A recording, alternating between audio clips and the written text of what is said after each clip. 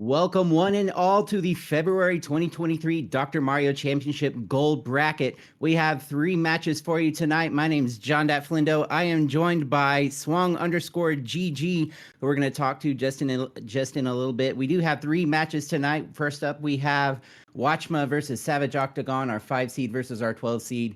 Sarasparkle, our 7 seed versus Davesmithsays, our 10 seed. And Packy, our 2 seed, versus xJRigsx, our 15 seed. It's going to be a great night. But before we get into that, we want to plug a little bit of some events we have coming up. First of all, next Saturday, we have our silver bracket, and that's going to be an exciting time. That's going to be at 5 o'clock Eastern time, 2 p.m. Pacific time. And then the next day, we have our Super Nintendo tournament, hosted by our good friend OoktheLibrarian, and I'm going to bring Swung in to tell us about the Bluegrass Regional. Flindo, thank you very much, Aaron. Hello, everyone. Hopefully everyone's having a great evening. Yeah, as Flindo said, we have the DrMC Bluegrass Regional on Saturday, March 11th at the Louisville Arcade Expo. It's going to be a really awesome time between a lot of the top-notch players with verses. The prior month, we had one in Waco, Texas, where you and DM Hero were actually duking out for the gold and the silver, respectively. But it's going to be the same sort of battle at the Louisville Arcade Expo, Saturday, March 11th.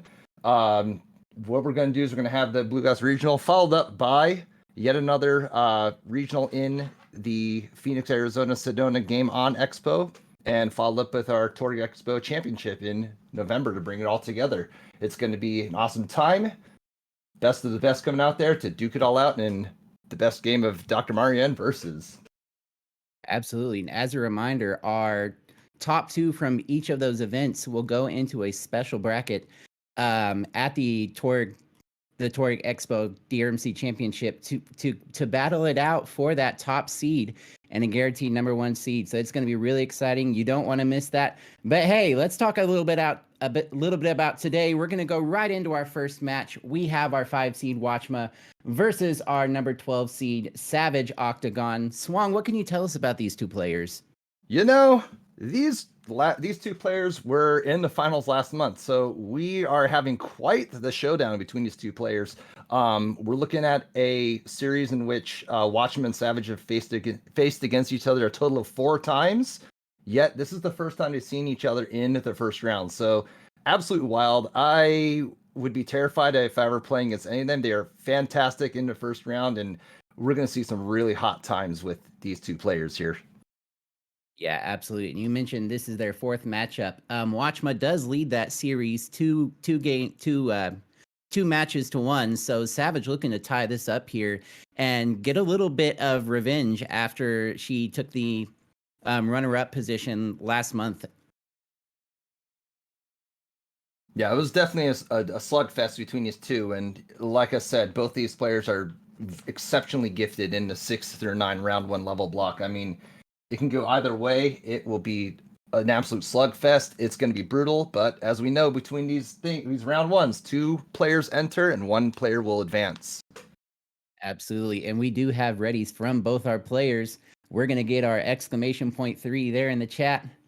We have 3, 2, 1, and pills. Let's go here. The 5 seed Watchmuh versus our 12 seed Savage Octagon. Basically a finals match, but here we are getting it in the first round here, folks. Watchmuh already dropping down, getting a nice horizontal to open the board up. He doesn't really have access to, he has a lot of blue congealed to the top right of the board, but he's going to try and minimize the amount of garbage that he'll be creating on the board here, Flindo. Absolutely, and Savage out of the gate about 10 seconds behind Watchmuh. As far as starting boards go, I have really much preferred Savage's board. She's had a lot more color diversity on the top to begin her board out. It's started to even out a little bit between the two boards. I'm a little bit concerned about Watchmuh's board, though, is if he's not careful, he's going to run into a split situation, which is going to cause quite a bit of drop time if he's not careful. And blue's really not accessible for him, so he's going to have to play some strategic garbage to get there. But a sweet tea to open a board up. Everything's looking pretty much free and clear. And it was looking a little bit messy on Watchmuh's board earlier, but has cleaned it up and is making this a match here. He's leading the match by about 4 viruses on Savage.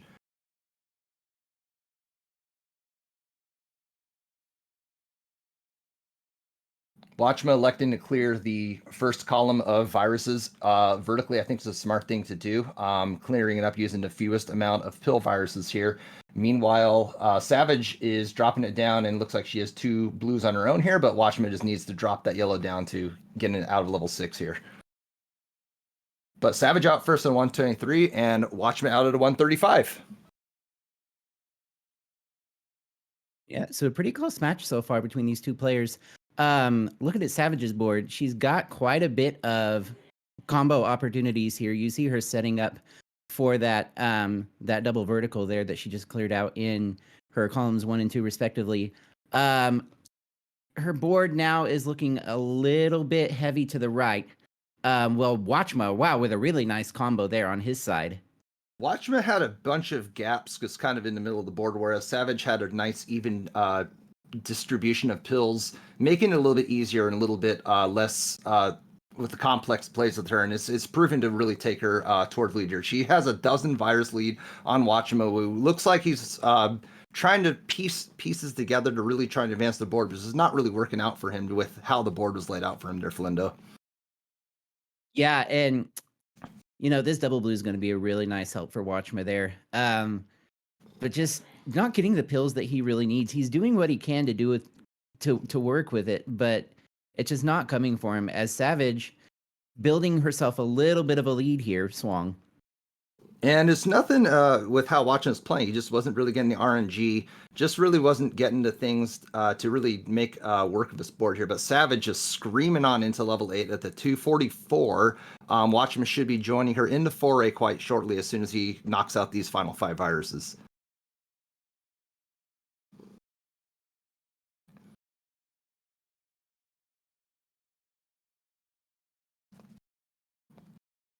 Watchmuh clearing out the red-blue. We got a double blue, advances out at 321. He's going to be advancing into that there. Probably time he's not quite used to seeing, but you know, when he was given that RNG, it was the best that he can do with that. Just going to hope for the best when it comes to this next bit of levels here, which I don't think will be an issue for him. As we get Flindo back in the booth here. Hey, welcome back, buddy.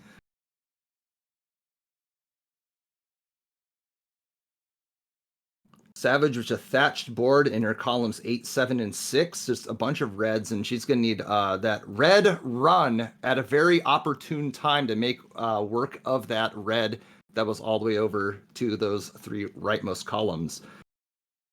She's left with a couple different options, and given the pill sequencing and given that interesting shape that she had, she was making some pretty quick work with it, and is still continuing to make quick work of her level 8. But Watchmuh coming back at 4 viruses behind.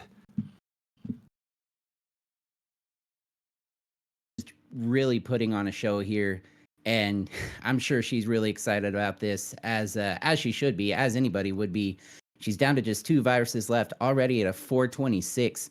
Gets a red there, gets a red there, gets another red here. She's just going to need 3 more reds and 3 more yellows to get out of this level. But Watchmuh down to just about 6 more viruses, now down to 4.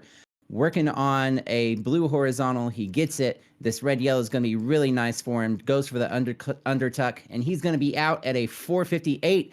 But Savage out at a 448. So still a 10-second differential between our players.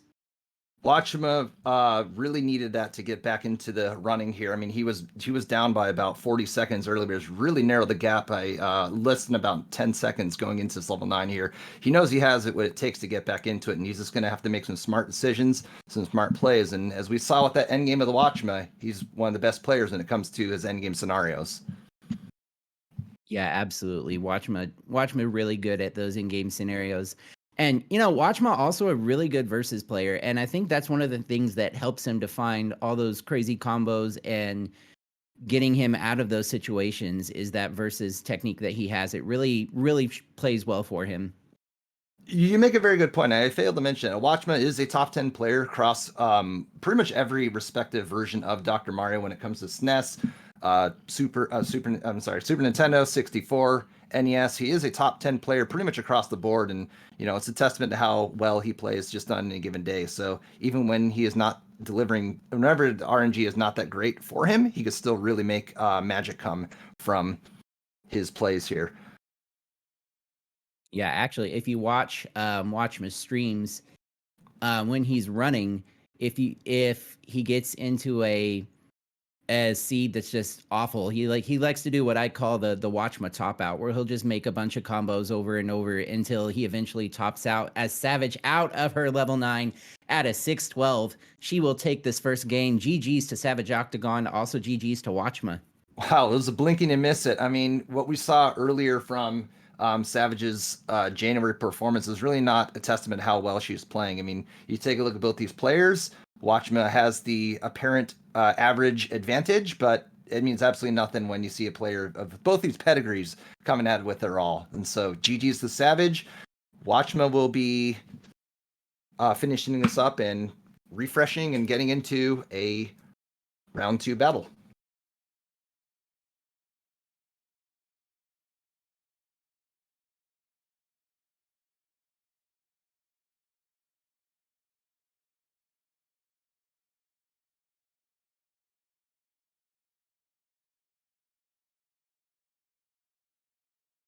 And Watchmuh out is 728, getting back in. We seem to have a little bit of a technical issue going on here, but also I want to welcome our really awesome buddy over here, JB, into the stream. What's up, JB? How we doing tonight? We're getting ready from both players. Both players are roaring for this round 2. Oh, yep. JB, what's up, my man? Wait a second. Am I the technical issue, or are you welcoming me? Or both? I welcome you. Certainly not. It's good to hear your voice, man. How we doing tonight? It's good to be back. I took a month off in January, and then some life stuff happened, and I remember that we had a little bit of matches going on tonight. So, if it's okay with you two, I'd love to come in and call the rest of this match. Absolutely. Go for and as we say that, DrMC says 3, 2, 1 pills, and let's get this started. Let's get this party started here, JB. Let's rock and roll, Flindo. Let's do this. All right, taking a look at Watchmuh's board here as he's off the blocks first. A little bit of a scattered board. That right side is going to be lower priority. Going to want to deal with those stacks of viruses from columns 1 to 5. Meanwhile, looking at Octagon's board here, a lot of lacking up top, which means drop time is going to be a factor early on, but a lot of opportunities for low elevation clears, 0 drop clears. You love seeing those here early on. Here though, it is a 1 virus difference, John. Yeah, and both these players just really tackling these levels very quickly. Watchmuh running into a bit of an issue here. He's got a lot of blue on his top line. Once he gets the blue pills, though, it's going to be really easy to clear that out. I thought he might go for an undertuck there, but he had a better idea than I did, and has left himself with little to no garbage on his board at this point. Savage is going to quickly drop into a horizontal. Looks like she's just got a little bit of red garbage on row 3. Shouldn't be too much of an issue. Maybe mining around at that set of blues to tuck a yellow underneath. She's down to 9. Watchmuh down to 4. Now down to 1 with that nice triple clear. And he's just going to need these 2 blues. He's out at a minute 17. But remember, these players started a little bit apart. So it's the final time, not who finishes first. Savage left with 2 blues here. Going to be out there joining Watchmuh in quite a few moments here. Just needs 2 more blues to get into it, and she's going to be out at 127. Still a respectable time. Just Watchmuh was a little hungrier for getting into level 7 than Savage was, given the pill sequencing there. But interesting setup on Watchmuh's side. Just got a bunch of reds and yellows, and no really real access for his blues, but a sweet T down to advance his board here, JB. Yeah, great L. He's really had a big bundle of viruses right in the center of his board. A lot of double opportunities, which is very beneficial for a speed player. Meanwhile, Savage here right around the 2-minute mark, really starting to take down that top third of the level. Good drop play there, setting up another nice combo. Just those constant clear streaks are what you need here. 208 on Savage's clock, 219 on Watchmuh's clock. It's an 8 virus difference, but here comes some doubles for Savage, getting 3 off the board in a matter of seconds. Yeah, Watchmuh down to 3 viruses now at this point. I really love the little tuck cross kind of thing that he did earlier with his double blue. Really, really fantastic play. And I personally love to see those plays. So it was great to see this in a tournament as he's out at a 247. Savage not too far behind, looking like she's maybe setting up a horizontal with those yellows to drop down the reds. It looks like that red yellow was maybe misflipped, maybe setting it up horizontally, didn't quite get the flip to go. So Savage's play here is to clear the garbage out, setting up for that horizontal. That is going to leave her in a bit of a trouble here going into 8 as Watchmuh already starting to go to town, already down to 26 viruses, Swang. But as you said, there's no easy blue access for Watchmuh, so it's going to be a little precarious of a situation if he is getting these blue pill halves here. But right now, the doctor is providing reds and yellows, and not a lot of blues for him, so it's working out very well and very fortuitous here. Flindo, what do you think about Savage's board, though? You know, Savage has a really interesting board. She has a few horizontal opportunities, but not that many. And it looks like we have a little bit of a pause from Savage at this point. We will get her back momentarily. But yeah, she does have some horizontal opportunities. But I do like the way that her viruses are kind of bunched up together. Okay, there we go. We're starting to get her back now. Yeah, and Savage had that blue yellow earlier on and placed that underneath. I don't know if that was the play. I think maybe trying to clear out that garbage on the top. Really, when you have that intentional garbage you have to play early in a stage, it's always a better priority to just get that cleared off the board while, of course, trying to use it in some sort of advantage to clear those other viruses out. But now she's really starting to make things work, although only one virus to go on the yellow color spectrum for Savage, and that's tucked away in row 1. Meanwhile, Watchmuh here, just needing a couple of reds, is going to combo down to get that first red set up in row number 2.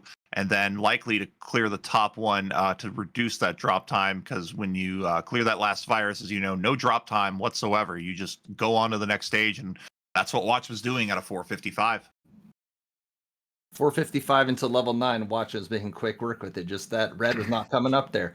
But right now, if it comes as level 9, again, same situation, level 8. No easy access to blue. It's going to have to create some strategic garbage. I like this drop cross into a double horizontal, and now he's suddenly got a whole slew of blue ready to chunk away at the board here. But Savage out at a 444.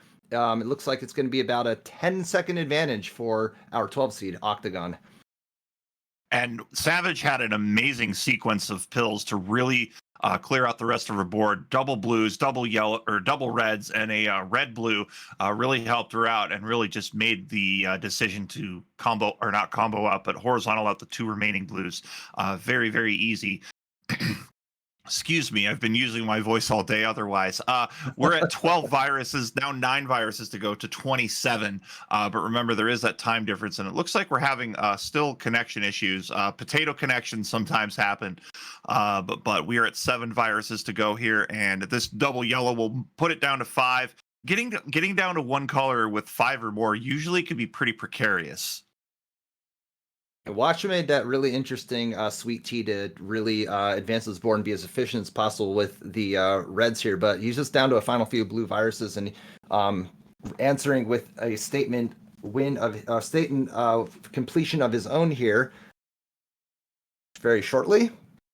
He's just going to need the RNG to cooperate. That double blue is huge. He's going to tuck that underneath and put it away at a 6:33 is what it looks like that final time is. But so that means Savage here has about 25 seconds to get out of this level. So she's going to have to get clever here. She's just got to clear out 2 more.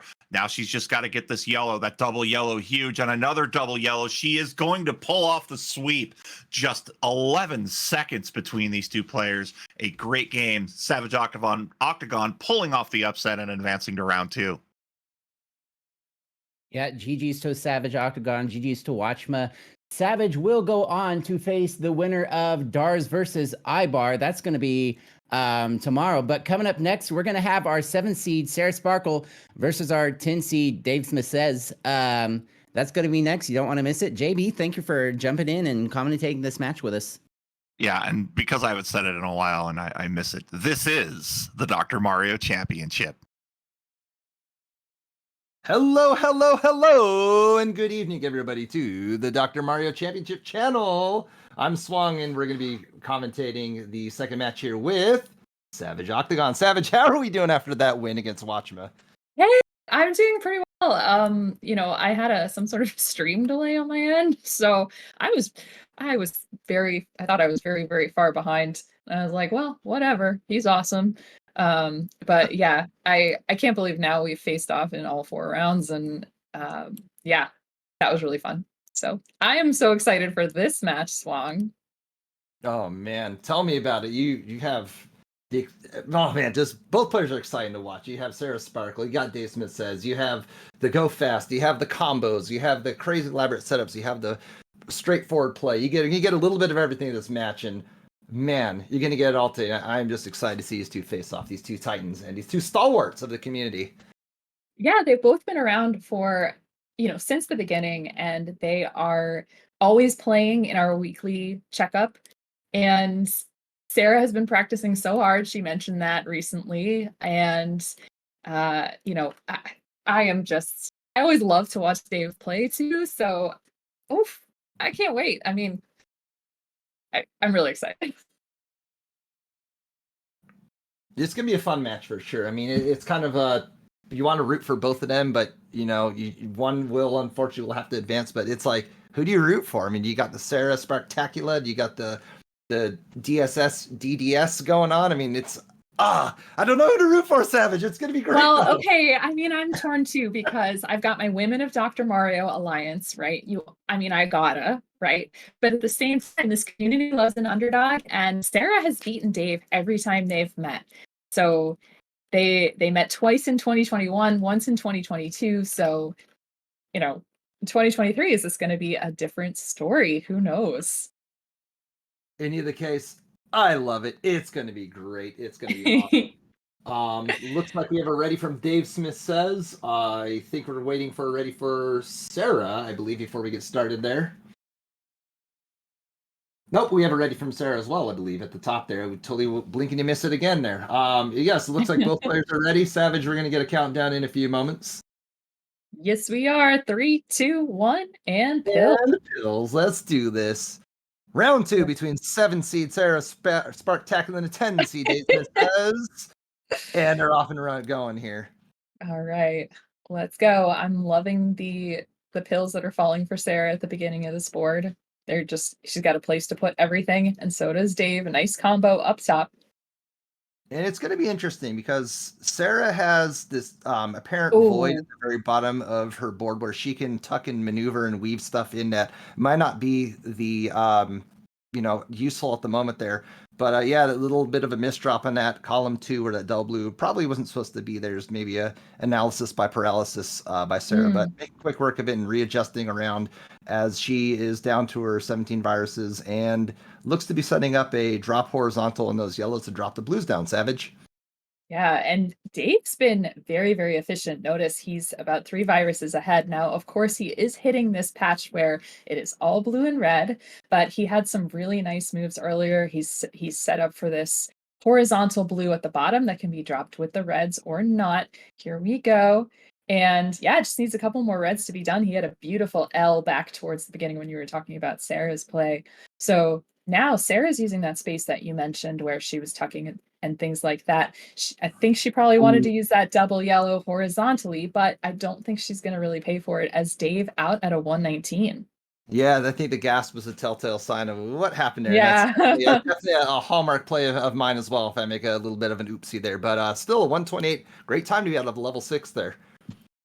Right, and she is only a half a dozen viruses behind Dave, and Dave's board incredibly red, blue heavy on the top, so he is starting to dig down there, but it's going to be difficult because he's going to have to take a couple more frames to tuck things in every time he gets something that isn't blue or red.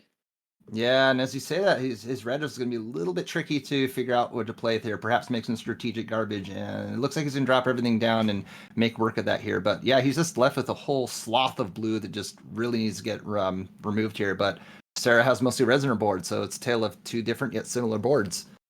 Right, and Sarah's been working so efficiently, though. I mean, she was really, strung up for all of these reds on the top, and so she was tucking towards the bottom, clearing some things out.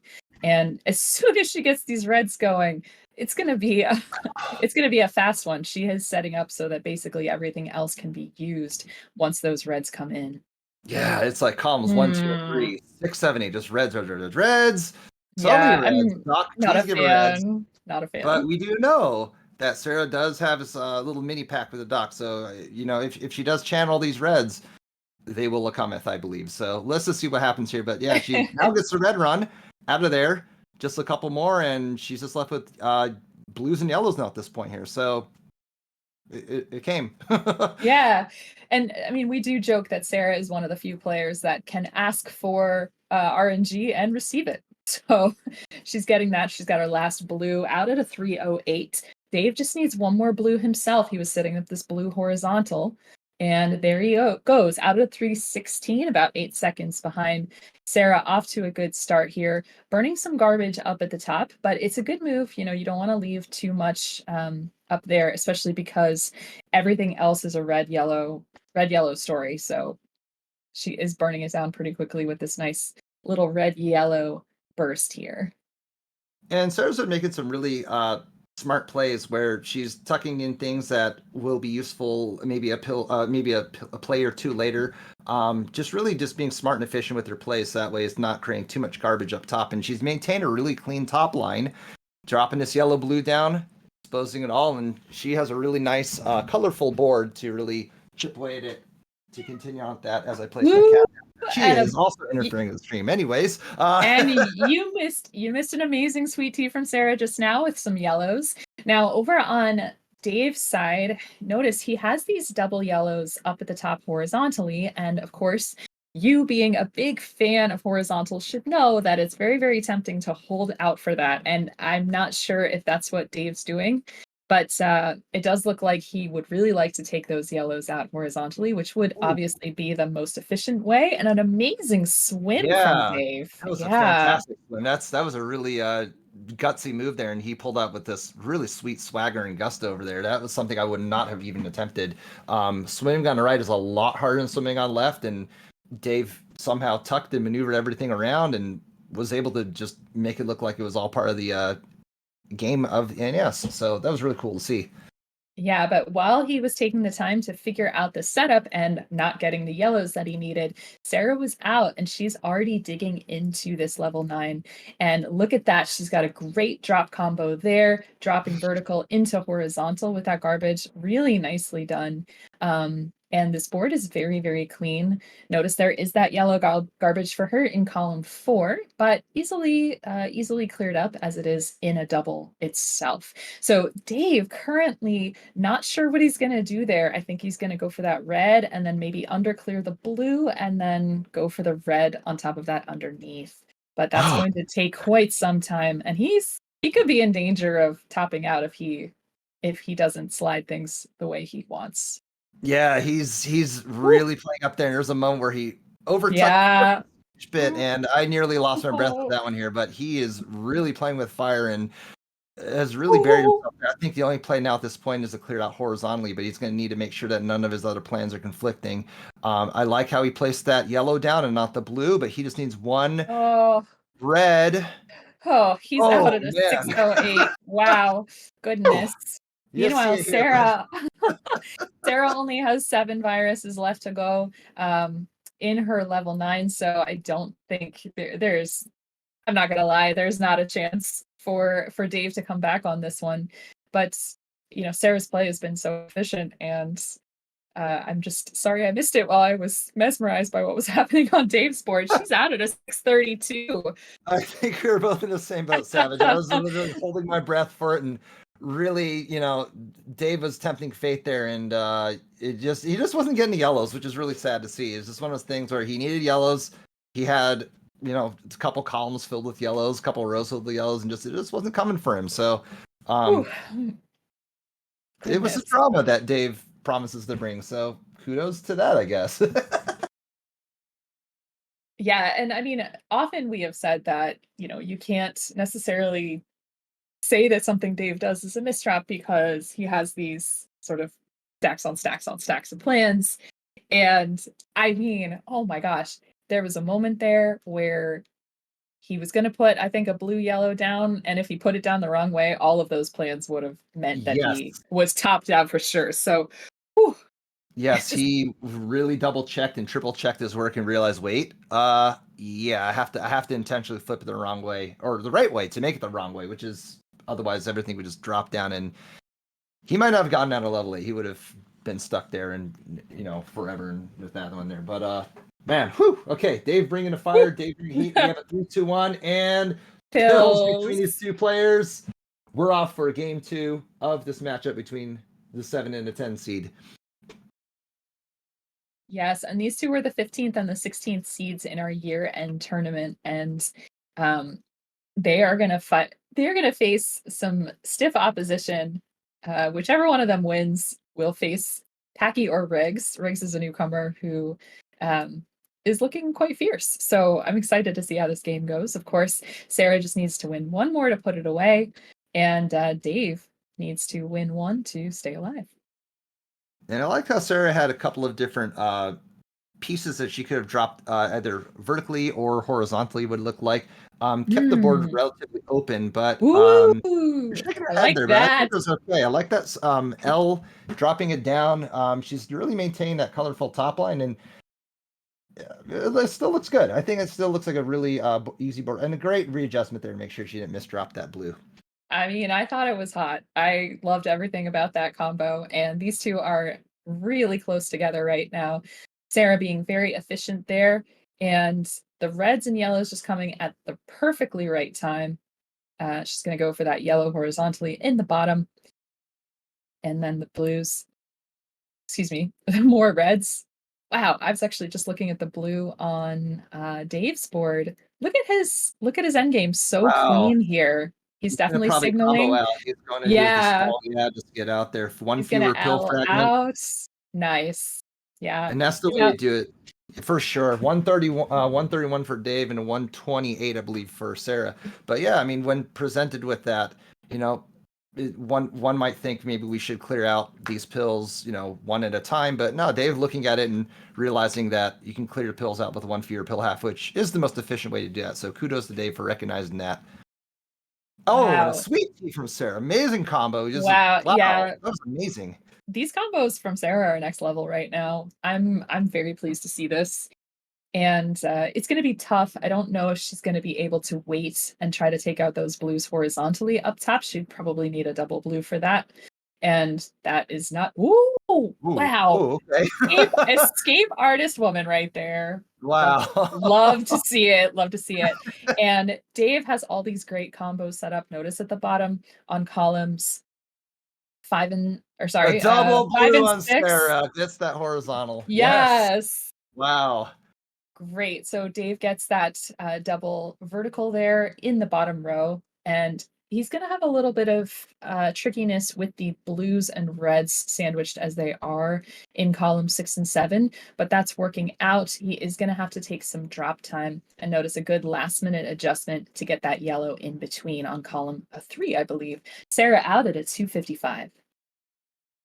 Sarah was making some really just fancy work here, and Dave was also taking the opportunity to get triples at the very bottom as opposed to doubles. Just again trying to be as efficient as possible with the pills that may or may not have come in his way here. So really awesome to see us two playing really efficiently with this second game here.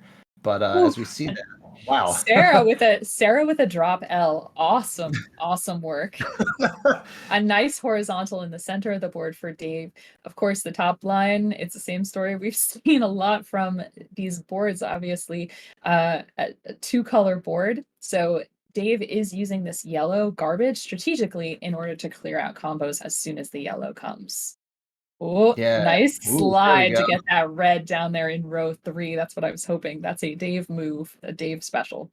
Dave is playing on medium, so it's pretty much easier. Much easier to do that. Yeah. I'm looking at the left side of Sarah's board, and she's going to be set up with a problem. That double yellow is really awesome for what she needed there. I was going to say those 2 yellows next to each other would have made things really tough to try and clear it out, but that double yellow was exactly what she needed to make sure that things didn't get too complicated for her. Yeah, and her tucks are very, very clean. We were talking about how they're hard to do on high speed, and she's not making them look as challenging as they are. So kudos to her on that. Dave, nice job on column 6, squeezing in between and dropping that stuff down. He just needs a couple of yellows and a red. These two are so close. They're playing neck and neck here. Dave needing just a yellow and a red. Sarah's going to be out at 443, but Dave right behind her at a 447. These two are neck and neck going into the last level here, Savage. Man. Yeah. And Sarah working to make that horizontal with the blues. She's got a lot of horizontal opportunities, but it's tricky. She's going to have to get blue yellows, basically. Oh, and they come just a second too late, and you could see her hesitating on that. But so she will have to do a little bit of cleanup there. And she's got garbage all over the place, unfortunately. So she's going to have to clear out that yellow in column 5 in order to get her plans back on track, Swung. And as you say that, Dave just needs to be strategic with his non-red pills, and it looks like he's just having yellows and blues all over the place, which he has no easy access for. So between these two players, it's a 2-virus game, but board health is similar, where there's things that are not quite as apparent for both these players.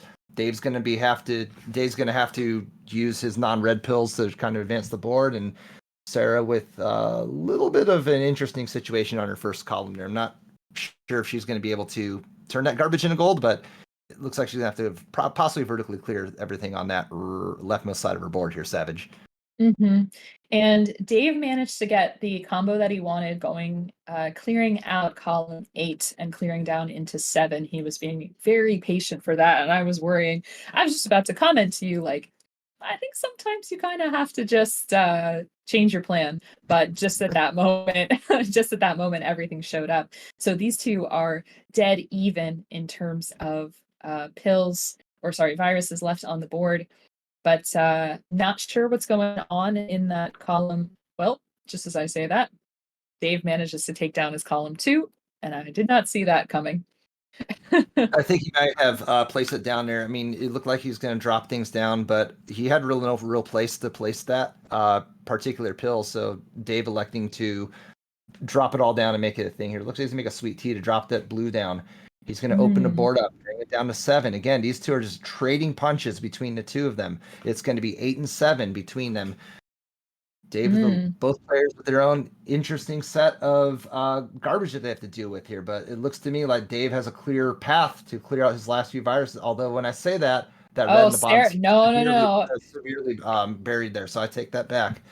Yeah, if Sarah gets this blue in column 5, then she's going to be able to get those reds out horizontally. And of course, as we say that, no blues in sight. Blues. And Dave is free and clear. Gets out of 720 by near 730. Oh my goodness. By 2 seconds. Wow. You couldn't get any closer than that. Love it. Man. The drama ensues. We love to see it. We love to see deciders. More Doctor. Oh man. Woo! What a way to kick off. Oh man. Friday, I know, it's the night to unwind after a long week, but no, we're hyped up. And Swang is he's busted. He is busted out of here.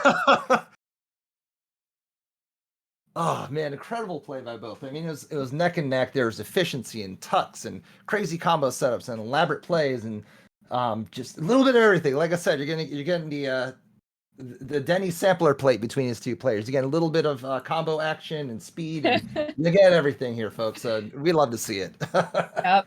We got drama. We got friendship. We've got, suspense. It's all good. All right. We got readies from both players. Nice. There we go. We have readies and Savage. 3, 2, 1.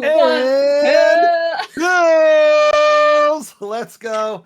Decider between them. Let's go. Oh my goodness. Oh wow. Look at all this blue yellow. I hate it. Let's restart. How about that? I'll take it back. All this blue and yellow on there. Although she is setting things up really efficiently to get Yeah, that drop no, down, this but is you okay. hate to see the Oh, 3 yellows all in a row there. But I do like that red blue strategic garbage to drop it down and make it a little bit more diversified. Although it's not that diversified. That strategic no. garbage that Sarah just dropped down there. Yeah. Oh my gosh. Sarah's Wow. always on me for resetting quite frequently when I do my runs. And this is definitely as soon as I opened this level, I would have said, nope, gonna try that again. So, but Sarah is ahead on virus count. Look at Dave can tuck this so well into columns 3 and 4 to take out that double vertical. Really nicely done. And we get a lot of questions about whether, medium or high is the best meta. And both of these players proving that either speed is the best speed.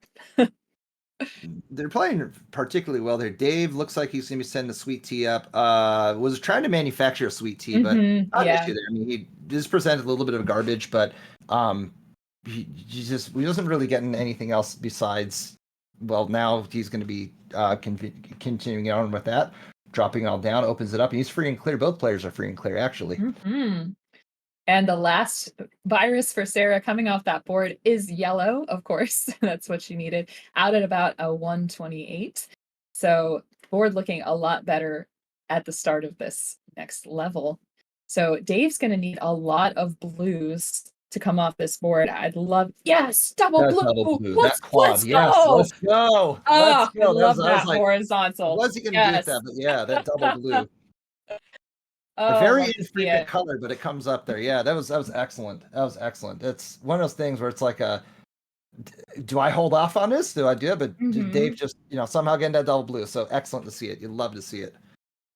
Yeah, and a nice double vertical for Sarah. She's clearly setting up. She's going to get a nice cross there with all that yellow. Excellently done there. And that right-hand side of her board, very crowded at the moment, but it is going to clear out. Yes, dropping this blue is going to lead to a good combo. I'm not sure that she's going to be able to take out all of that blue at the same time with a horizontal and a vertical, but no, she doesn't go for it. She can still do the horizontal with those blues in row 4, but it'd be a lot trickier then. But yeah, she's electing to clear that blue, the very bottommost blue horizontally, or I guess now at this point she can attack it underneath it. So I take that back. She has a couple different options now. She is decently free and clear, and actually the double blue is helpful. She could tuck there in her. She could have undertucked okay. that. Yeah, she could have undertucked. She got it. She got it. Yep. 301. Okay. Yes, and Dave just needs a couple more blues and red to be out. Going to take that blue in row 1 horizontally. Excellent. These pills came right in the right order for him to avoid drop time. He's out at a 319.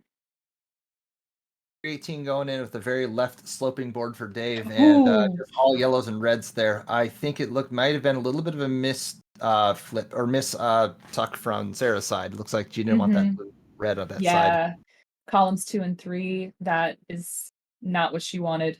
But she's going to be able to clean that up pretty quickly, I think. And she would really like to be able to get these blues in the center of the board horizontally. Oh, you see off to that right-hand side, she manages to get them. Still waiting on those reds to clear up that situation up top. And there it goes, the red-blue, excellently done into a nice combo. So she was very patient, waited for her way to get out of that, and has other combos waiting. It was a little bit of a misdrop, but it wasn't terribly bad. But as we say that, she had everything all set up where when she cleared up part of her combo, the other part of it would fire off and get the rest of her combo going there. But the rest of the Dave's board is looking pretty ripe, full of doubles. He has everything all centered. Most of his blues are centered at the very bottom there. Just needs a lot of blues there, but Sarah has the same issue with that. The reds. Looks like she's got a lot of reds to continue on with her board there. Yeah, and notice Dave's got a good setup here for column 5. If he clears out those blues in between, that yellow piece will fall down, triggering the horizontal at the bottom. So there it goes, boom and boom. So that does take a little bit of drop time, but very efficient and clearing out those blues at the same time. Sarah out at a 456, and Dave will just need one more blue to be out of his level 8. And Sarah had a fantastic, I believe it looked like it was a drop T into or horizontal into what have you, and had it really set up where she drops her horizontal plays down to open up the rest of her board and continue with the combo. Left with no garbage at the very bottom there, so it was very wise of her to see what exactly she needed to do to make it so she wasn't having conflicting plans. She is really in the zone right now, and look at her. She's got a T set up, and that's going to drop. Oh, it was going to drop into a combo, but she had to clear that yellow, but it was worth it. Definitely worth it.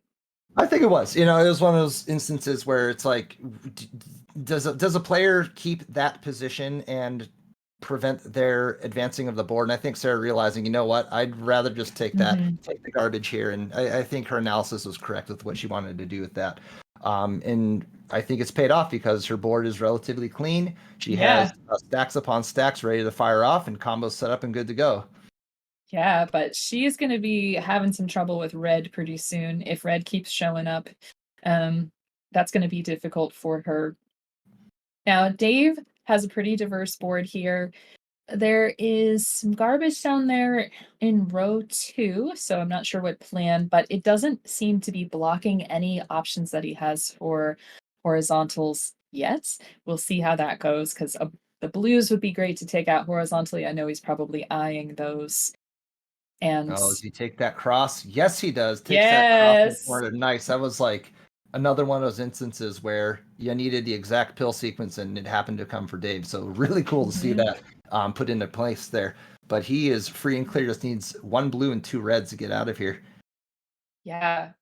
And there he goes. He gets them out of the 653. Oh, Dave with the upset. Wow, but that's incredible. I didn't even realize that. I thought we had another game after this. Wow.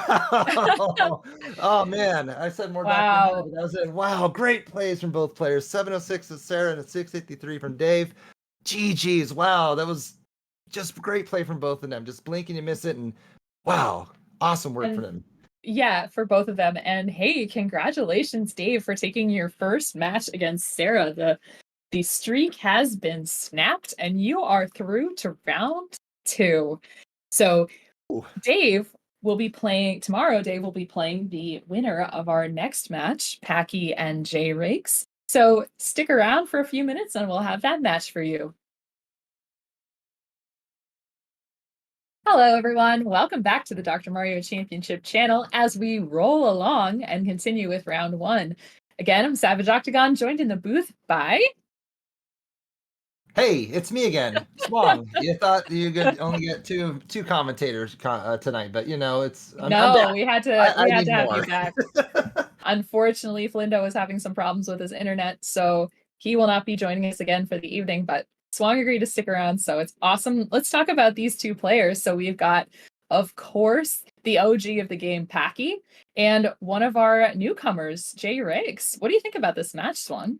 Man, Riggs has been putting on. Both of these players are veterans of the game. Packy now is a stalwart of the community. Riggs, making this his second tournament to compete in, is no slouch to speedrunning in general. But as far as the competitive viewpoints with this, is relatively new to that. But puts on some really excellent moves and has a really great vision. And if it's anything like what we saw between him and you. We're going to see just the same with him against Packy. So it's going to be an excellent match between these 2. Yes, I did play him on the Friday night broadcast, I believe, last month. And, I said, okay, there's this new player. I've heard he's good at video games, so I'm always nervous to face a new player. And he made me even more nervous. So, so this is going to be fun.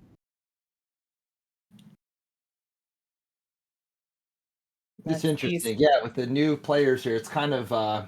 you don't really know how to get a feel for them because, you don't know their styles. And it's always that sort of uncertainty that really gets to you. It's almost like overcoming that. But, Riggs playing against the Titan Packy is going to have an uphill battle. But as we've seen before, nothing is certain here. But Packy out the gates first. And as our game starts. Yeah, not a fan of this. Not a fan of all the blue-yellow. Definitely Riggs has got a little more diversity, although a ton of red on his top line right now that he is going to have to deal with. So Riggs takes out that one exposed yellow there, and Let's see if he goes for the horizontal. He does. Nice job showing those awesome moves, that awesome foresight there. So we'll see how Riggs does with all of this blue-red on the top line, whether he's going to try to go for some horizontals or more vertical play. Packy had this monster combo. He dropped this sweet tea into this. It looked like a lightning bolt upon there. It just looked like, he was just calling down, just raining down the combo from there. It was really cool to see. I mean, he was holding off for that particular pill. And I don't remember which color it was, but he really made the magic happen there. As Packy's going to be out with a really screaming time for this level 6. Yeah. Here. Wow. 101. That's an amazing time. Yeah. Wow. So getting a statement from Packy here. I'm surprised that Riggs has not used his red blue in column 7 before this. I'm not sure if he was trying to do something, thinking that something was a little more efficient, but he is going to clear. Oh, it looks like he's going for those reds horizontally. Okay. Yep. I'm not sure if in the end that saved pill halves or anything like that, but it certainly did look cool. Check out, nice cross from Packy on the left-hand side of that board. It's a great match. Yeah, this is a great match. And I think I actually didn't see the horizontal on Riggs' side, but when I think it is the apparent efficient play. If a player is presented with 2 clears, one horizontal, one vertical, and they are half set up there, I think in the end it is a little bit better to clear it out there, because at the end of the day, we're looking at 6 pill halves versus 5 pill halves here. But Riggs making some interesting plays here, as he's had a couple of different plays here. Perhaps he's setting up for the long game, but he's kind of buried himself with what's been presented here with that blue in his top part of his row there. But in the meantime, Packy setting a frightening time there with about a 218 out of level 7. That's outstanding. Maybe we're seeing him come roaring back and ready to set a hot time. Packy loves those hot times. He does. His meta is to get the hot time strats, and he's known for just putting on a clinic every single time. And wouldn't be surprised if we see another thing like that here tonight. Mm-hmm. Check out Riggs making a fat log on the bottom. Very nicely done there. Not sure how the stuff up top is gonna go. I think I guess maybe I would have tried to use that double yellow to make a horizontal, but I don't know. I think it's just gonna have to wait a little bit. Yeah, I think what he's gonna have to do is, he Mm-hmm. can't clear his yellows horizontally unless he clears the blue. So he's got a couple of particular orders in which he has to clear things. He may have to attack the blue underneath to drop it on down. Looks like that's what he's electing to do. Okay, dropping it down here. And now he's gonna clear the yellows out horizontally, but really putting himself behind 8 ball, especially when Packy puts up 101 and a 220 or whatever he had there going out of level 8 there. But Riggs joining him at 334. Yeah, and Packy doing an awesome job here on this level. He did sort of take out a little bit of his plan with some garbage, but not a big deal, obviously. So he's tucking in between. Nicely done. Needs one more blue to be out, and he is out of level 8 at 4 minutes. Wow, you love to see the low 4s, and even my dogs are losing it right now. That was absolutely ridiculous time from Packy there. Gets us a beautiful L, dropping it down. I mean, he's getting just like the right pill sequencing, and everything's just looking beautiful on Packy's board here. No garbage, just everything's set up the way he needs it to, and he's really shown the doctor who's in charge tonight. Yeah, definitely. And Riggs is about a level behind, and I think there are a lot of really great times that would still be a level behind what Packy is doing right now. So just play your game. Don't even worry about it. Yeah, so Packy having to deal with a lot of blue there, but getting the blue that he needs. Nice horizontal there. Putting that double blue up top seems like a good move. It's going to help him take stuff out a little bit more easily, especially if he gets a blue-red there up top, which he does. Yes, the blue-red. Yes. And now he's going to use that blue-red again, clear it out. So pretty much everything is free and clear for him. He's going to need a couple reds, couple blues here. We didn't see something historic, but we do see something really fast out of Packy here. He's on blue, and he's going to give himself a 520 amazing time here. We got to see what that is absolutely hot time. That is the hot time. Is it the hottest time? That is the No hottest time ever. way! Yes. No way. Yeah. Wow, So he beats Frank by 1 second on the hottest 69 time. Really Wow. nice. I did not know that. Wow, it's amazing. That is. Wait, can you say wow again? I'm about to get audio cap from this one. I'm just going to turn it into an audio mess. I'll say, wow. Good. I like that. Yeah, that's amazing. As Ook's saying, Ook is our stats man. Beat his own PB by 11 seconds, and yeah, I mean, it's just crazy because look at him. Yeah. Oh man. You know, and that's the thing we say. PB strats, you cannot argue with PB strats. Once you do that. And the thing is just there was a time when we knew that under 6 minutes was possible, but it hadn't happened yet in brackets. And now all these hot times are sub 6. It's just so awesome to see us move forward. Wow, it's incredible. And what do you do when somebody puts up the hottest time in DrMC history? I mean, I didn't realize it. It was like that is the hottest time. Wow.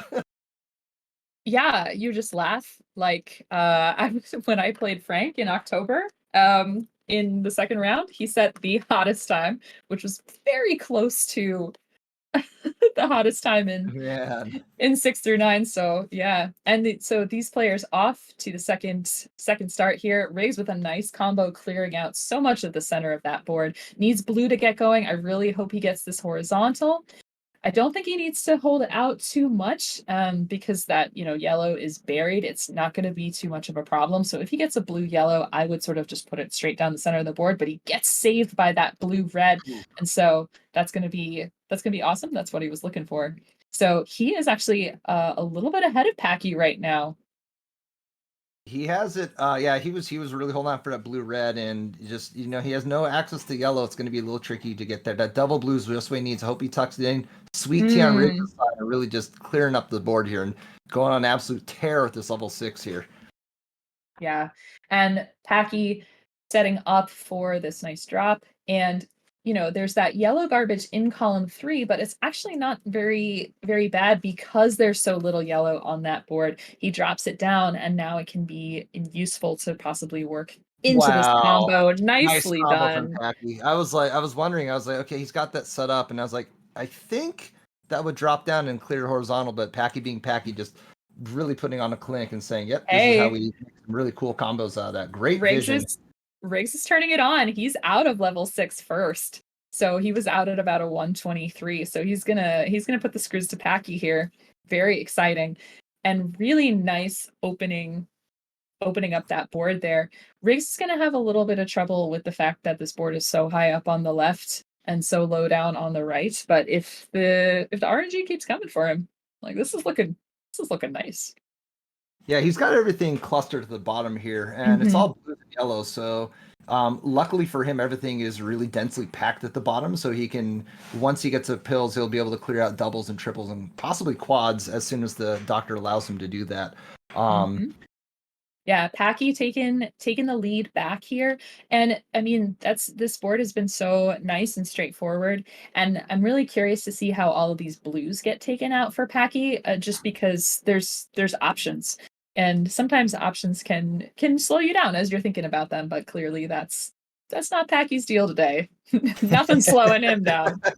Certainly, most certainly here. Okay, I see he's dropping down that blue-red there. He has everything free and clear, and he had it there. And Riggs taking those blues to the bottom with the horizontal. That was the most efficient way, but he plugged it up earlier, but has since unplugged what he wanted to do there. So really cool to see that there. But Packy taking the lead back into 249, and Riggs just needs some reds to be chasing Packy down again as well.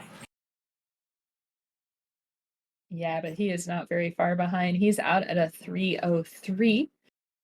So he's about 7 viruses behind Packy.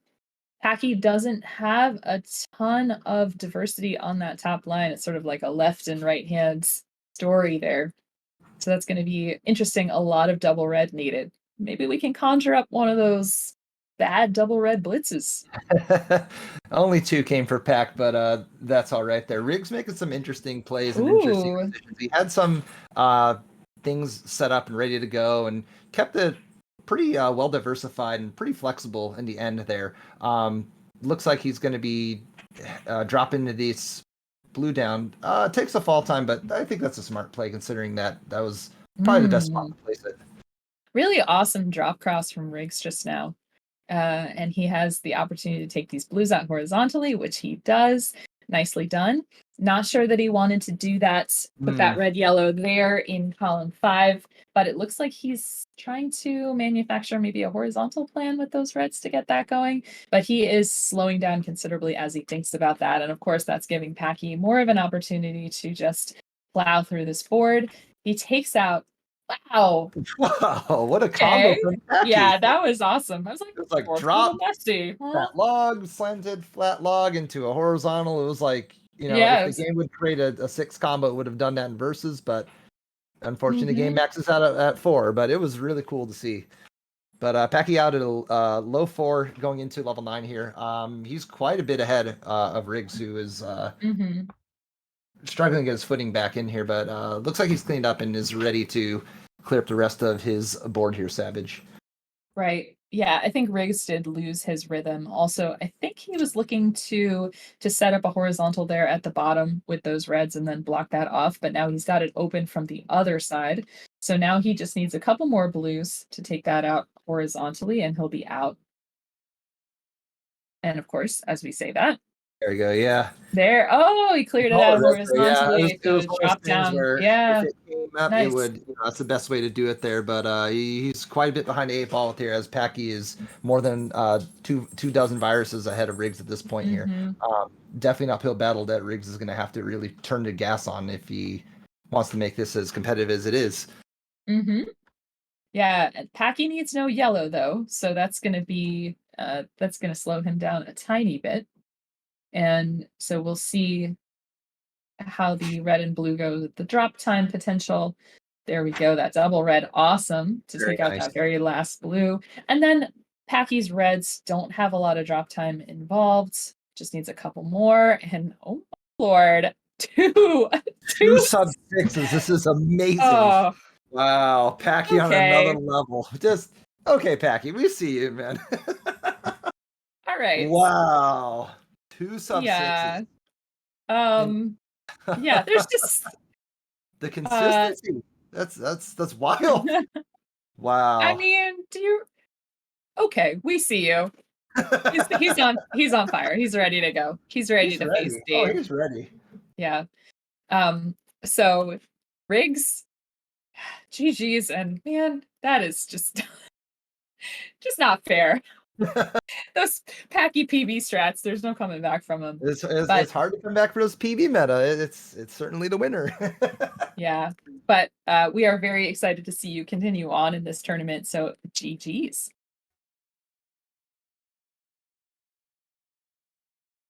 Good afternoon, everyone, and welcome to the Dr. Mario Championship channel. My name's Savage Octagon, and along with OoktheLibrarian and a host of your favorite players, we are excited to bring you the end of round 1 and into round 2 of our February speed bracket. Before we get started, I want to talk about a few things. One of them, so some cool events that are coming up in our community. One of them, Saturday, March 11th, we're going to be at the Louisville Arcade Expo, which is being held at the Triple Crown Pavilion in Louisville. We will be doing our Bluegrass Regional Versus Tournament. So this is leading up to our Grand Championships in Columbus in November. And the top 2 players of this tournament will be placed into a special immunity pool in that tournament. So they will be competing for the top slots amongst other winners and runners-up of our tournaments. So please feel free to join us there and stay tuned to this channel. We'll be streaming it, so it'll be very exciting. And a lot of us are going to be there. So I'm going to be there, Dave's going to be there, and my guest in the booth is going to be there. Heyo. Heyo. Yeah, it's gonna be a good time. My daughter and I are both gonna be out there, so we're gonna have a blast. Yeah, it's going to be a family affair. And obviously, if you don't know already, this is OoktheLibrarian. That's So, me. speaking of Ook, he's going to share just very briefly as we get these players warmed up about what's happening next weekend with Dr. Mario. Absolutely. Thank you, Savage. So, yeah, a lot of you might be out there thinking, hey, I like the Super Nintendo version better. And there's a lot of good reason to say that. So, we have started a Super Nintendo Dr. Mario tournament. We did a practice round last year, and this year we are hopefully going to get 3 or 4 of them in. And the first one is this month. We've already finished our qualifying. The brackets will be set at the same time that the silver brackets are set. But the Dave has been kind enough to go ahead and set up a spreadsheet with all that information. But definitely look forward if you have put in to qualify for that. Definitely keep an eye out on our qualification channels, and you'll get more information about where that's going to be. That is going to be airing though next Sunday. So our silver brackets will be Saturday, and SNES will be on Sunday. Awesome. Thank you so much for putting that together, Ook. It's going to be really exciting, and I know a lot of people are thrilled about this game. So if you're ready, we're going to give you your next of the weekend doses of this game, and I'm going to bring Larva 12 into the booth, and they're going to call this first match. Hey, Larva. Hi, Ook. How are you doing? Oh, I'm doing great. Ready to call some really good matches. See if I can't go anywhere near Swang's level of hype, but I'm pretty sure that's it's not going to be possible. That's So- very, very hard for anyone who is pretty much not JB or Savage. Yeah, pretty much. So tell us what we got about this match. This is our 116 match today. So our 116 match is our 1 seed Frank, who, if you have been here for any length of time, you are scared of Frank, just like I am. He's been here for almost 2 years. He has just been dominant. He's only lost 2 matches. Either best of 2, best of 3. I think they're both been best of 3 because they've been end of year finals or semifinals each time. Frank is also the first player to win a tournament without giving up a single crown, and he's done that twice in May of both 2021 and 2022. And he's undefeated in regular season play. So Ramsey, on your right, does have a tall order ahead of him, but Ramsey did win last month's silver championship while in Waco with our first regional tournament of the year. He participated in that, got in top 8, and was also the silver champion as well. So anything else that you have, any stats, anything else that you have about them, Ook? No, I'm just saying it's going to be a fun match. This is going to be their second match. Ramsey's last foray into the main bracket. He was in the exact same position. So once we get readies from both of these players, we're going to be ready to rock and roll it and get the second half of this first round. Well, not technically the second half because we've got 5 matches today, but second day of matches ready to rock and roll.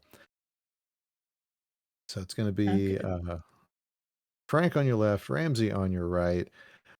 We've got medium fever for both players, so it should be no advantages going How on do you feel either way. about that, though? Yeah, well, Team Chill will ride again. Team chill. All right, we've got our 3, 2, 1 pills, and we are off. Ramsey getting off first, and just getting some really nice pills to start him off. But looking on Frank's side, I gotta say, not a lot of access to red, but he can really go crazy with these yellows. They're lined up in some really interesting shapes. Frank has a lot of chances for doubles, both on the horizontal end and the vertical end. Especially the reds down at the bottom of his board. Most of them are paired up in groups of 2, so he can really easily take those in pairs if he gets the right pills, or um, with the blue surrounding that. Ramsey is very left heavy on his board right now, and he still has that blue that's way up in column 1.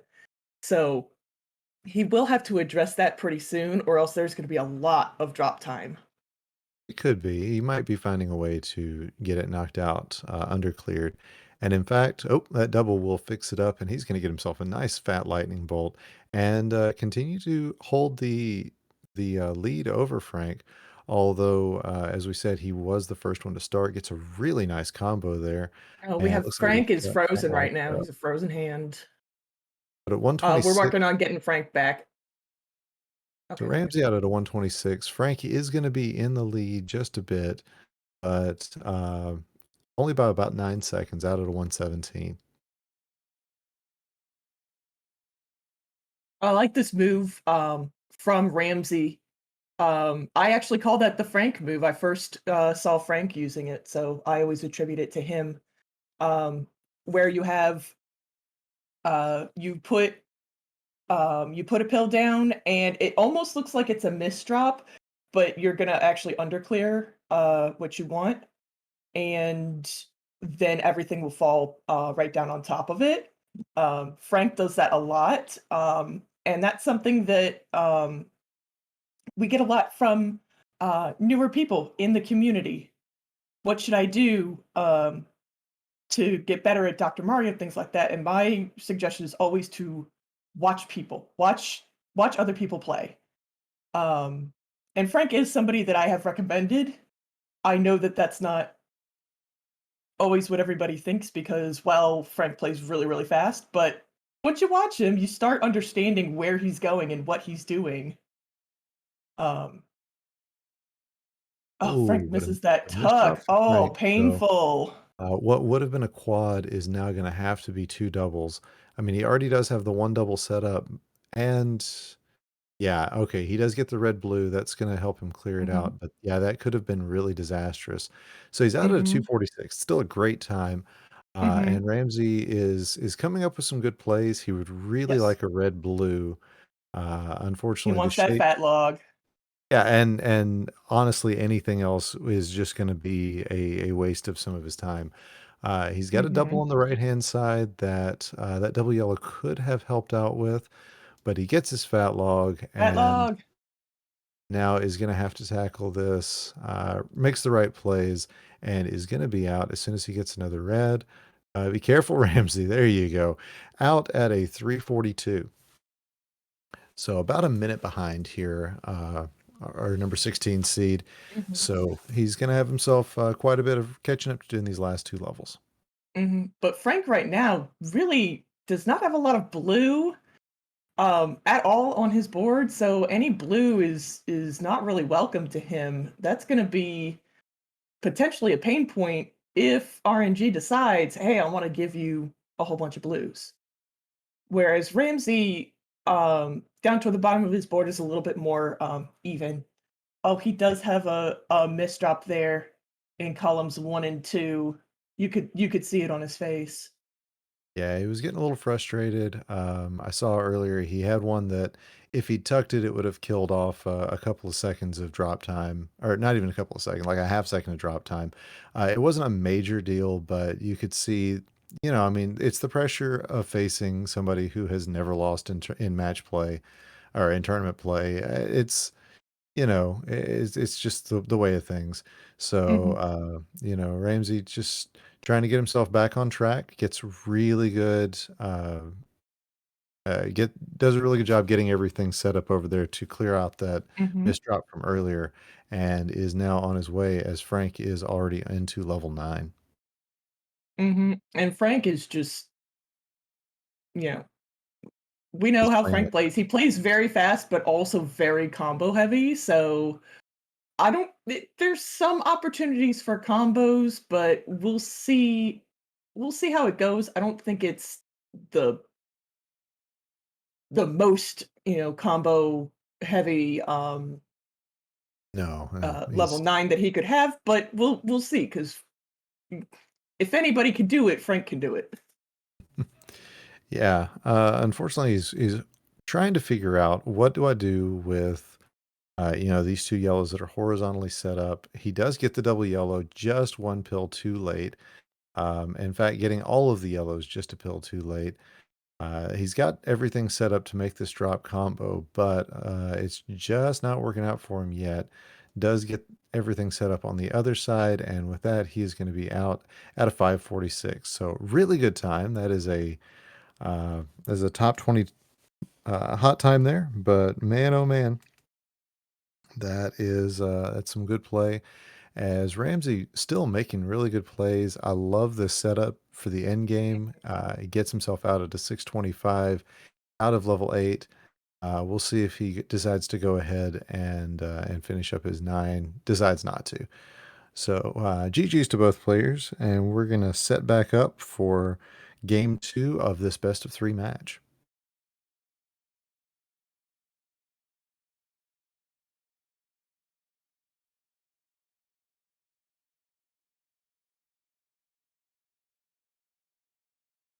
So we see a lot of our new players in the comment in the chat section. Welcome to everybody who is watching, all 12 of you so far, and I know it's going to be quite a bit more.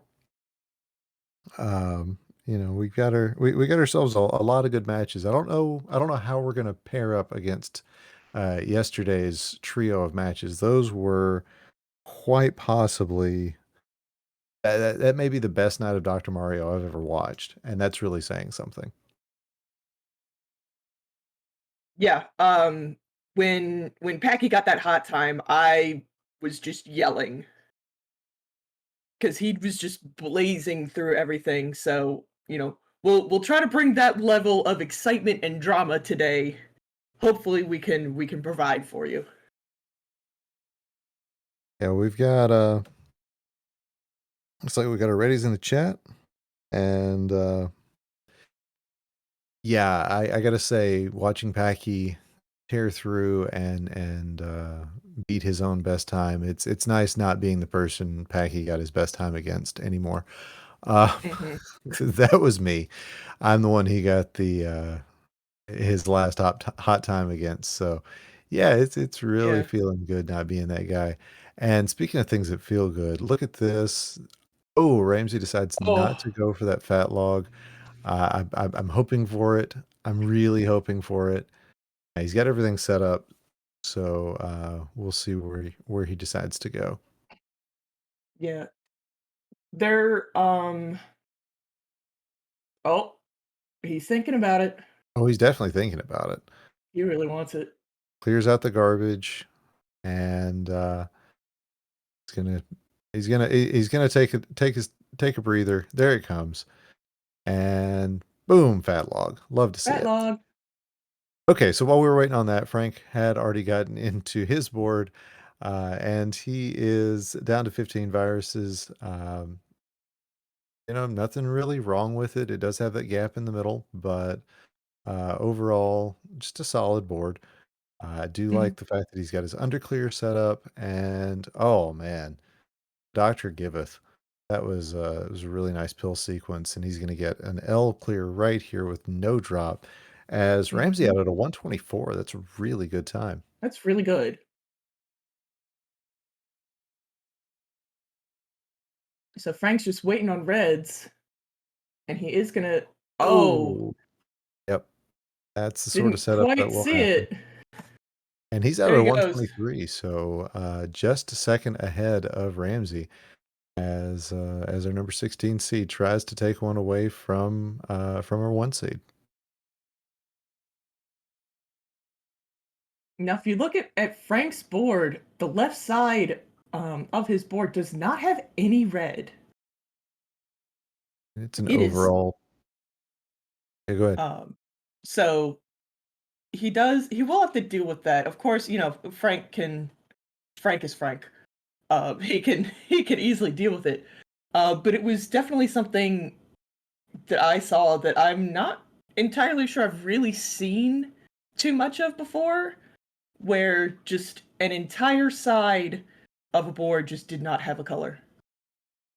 Yeah, it's the doctor loves to give us some really crazy seeds in tournament play, and both players really doing a good job with what they've been handed. Looks like Ramsey setting up for another fat log. I mean, I can't get enough of them, so I'm glad he can't either. Let's see if another red blue comes in. It does, and Does boom, there's there's another another fat fat log. log. So Emotes in the chat if you have them. now he's just got 4 more reds. There's 1 as Frank is out of 244. There's 2. There's 3. And there is 4 out at a 310. So especially compared to the last game where there was about a minute between our players at this point in the match, this is a very much an improvement for Ramsey, who is only down by about 20 seconds and making some really good combos to start this board.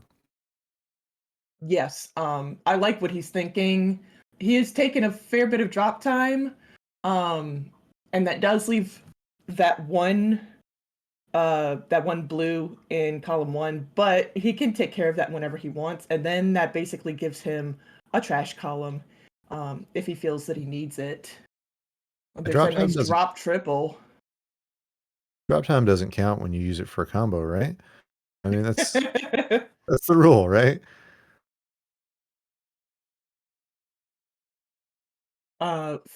He's got something. Oh, I know what Frank's doing. Frank wants to take those reds horizontally and then drop the yellows down. Yeah, It took me a second to figure out what he wanted to do, but unfortunately now he's got to reset everything. And okay, so there's 1 red to fix it. Let's see if he sets this blue down. He does not. I thought maybe he was going to set the blue down to where it will just finish the combo, but here's a lightning bolt out at a 414. Not a great time for Frank. Wonderful time for just about anybody else. Mm-hmm. It doesn't have a lot of access to red on most of his top line. So again, we'll see how he does. A nice horizontal and good vision with dropping that red down. Now on Ramsey's side, we're all hoping for a double red for him, or a double blue for him.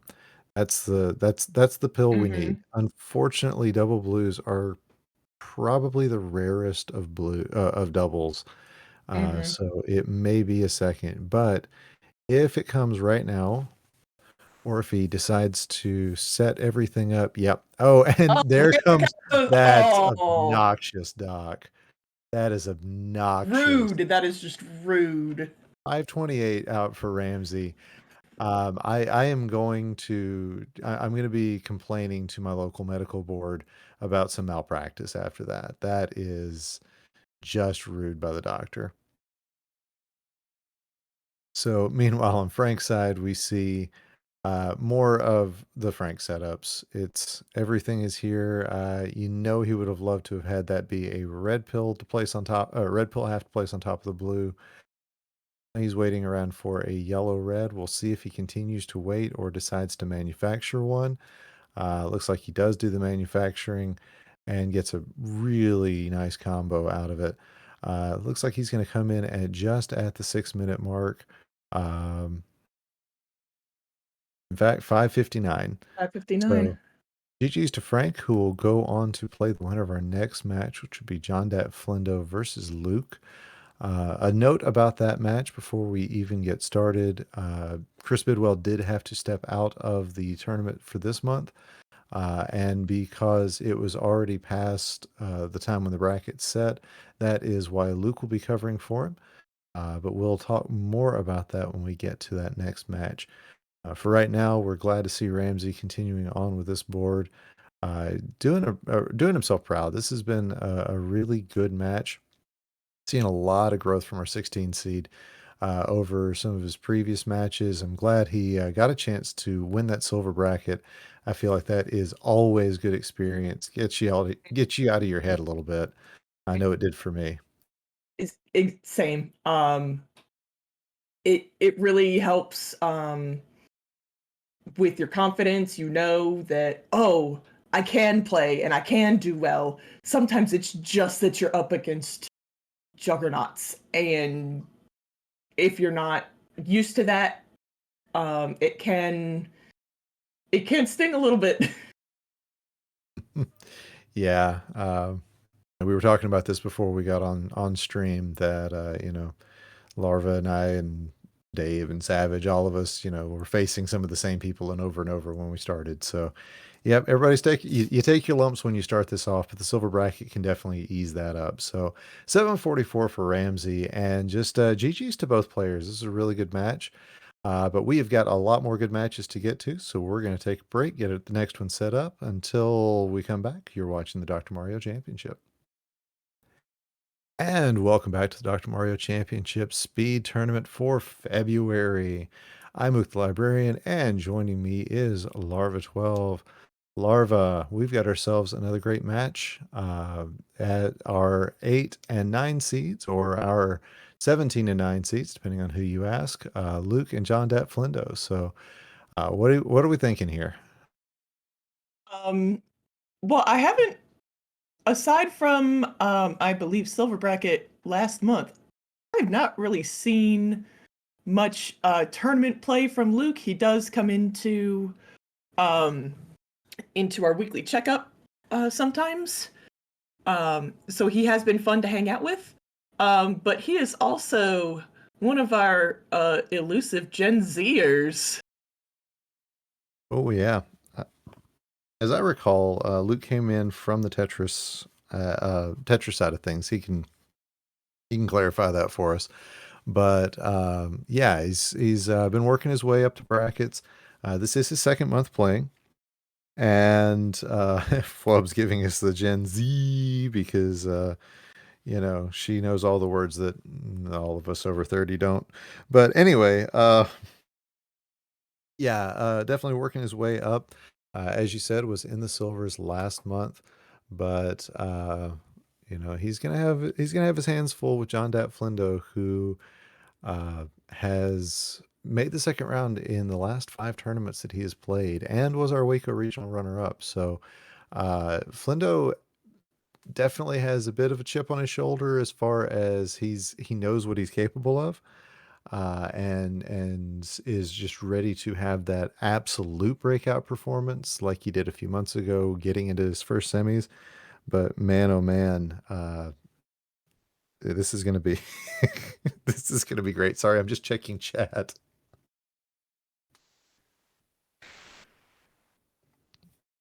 Oh, Luke said that Scout's video, a game Scout on YouTube, which he put up the day before our finals in November, brought him to the community. I remember we were setting up and we paused our setup. All of us paused our setup to watch the video. It was great. Scout, if you're here, we love you. Thank you so much. We do have readies from both players, 3, 2, 1. They're both out approximately at the same time. Excellent, excellent. So, considering my age, I think if I say any of the words that Flubs just put into chat, they'll no longer be cool. So maybe I should do that and just ruin words for her. Anyway, so yeah, back to what's actually going on screen. We've got Luke make do with not enough yellow on his board. The doctor just not being very kind with that. But he is working his way around, just kind of using yellow as garbage, and does get a nice underclear on that one in column 1. Meanwhile, on Flindo's side, we see some pretty clean play. He's got these double blues and double reds that he would love to be able to do something with, but it is going to require building up. So he makes the choice to do both of them as singles. I know that would hurt me. I know it would hurt Betty. It probably would hurt you too as well, Larva. But you know, sometimes you got to do what you got to do. Yeah, there's the part where, yes, I would say, oh, I really want to, but I also realize that all of that buildup takes time. So Flindo out at a 118. And I like his board. There's a lot of diversity on his board for this level 7. And looking at Luke's side, yeah, he's got that horizontal figured out. That's what I was hoping to see from him. He's gonna be out at a 141, 142. That's good time for a level 6. Yeah, and he does seem to know the idea of, okay, how do I fix? If you are ever in Swong's chat, if there's extra garbage or anything like that, or a misdrop, that's one of his mantras is, how do I fix this? And that signals a Dr. Mario player who's really thinking ahead and noticing what's happening with their board and how they want to do everything ongoing. Speaking of things that need fixing, Flindo's board very very heavy on that number 8 column, and just very heavy on his 1 through 3s, and had a misdrop of some kind earlier. I still not quite seeing what the cause was. Looks like a red blue will fix most of his problems, or this double blue. But now he's got this blue just buried in his column 5. He There's a does get red his way down underneath to it. it. Yeah, it's looking tricky. Now, if Flindo is a seasoned player, he's going to make his way through it, and has already, but he did have to prioritize it, and it was a bit of a struggle for him. Hmm. Meanwhile, we see Luke wondering if he's thinking horizontals. I would love it. There it is. All right. So he gets the horizontal on those double blues, and is he's got the bottom of his board working out as Flindo out at about a 324. And Luke, pretty much keeping up with our 5-time semifinalist. Hmm. I am a little concerned about that blue in the bottom right corner. It is a little bit buried. I think he's going to just try to take it out from the top, but right. Don't do it. Don't do it. Okay, good. Okay. He gets what he needs. Yeah, if he had taken But those yellows out, I was going to be a little concerned for him because there was a blue underneath of it, and that can cause trouble. But he's out at a 407. Continue, please. yeah, the thing with that was he had a red virus left, and then his blue was buried underneath a red. So he kind of needed red in more than one situation, which we usually don't like to see. Um, it's similar to having, say, a blue and a blue in column 7 and 8, kind of like he does now. You don't really want that.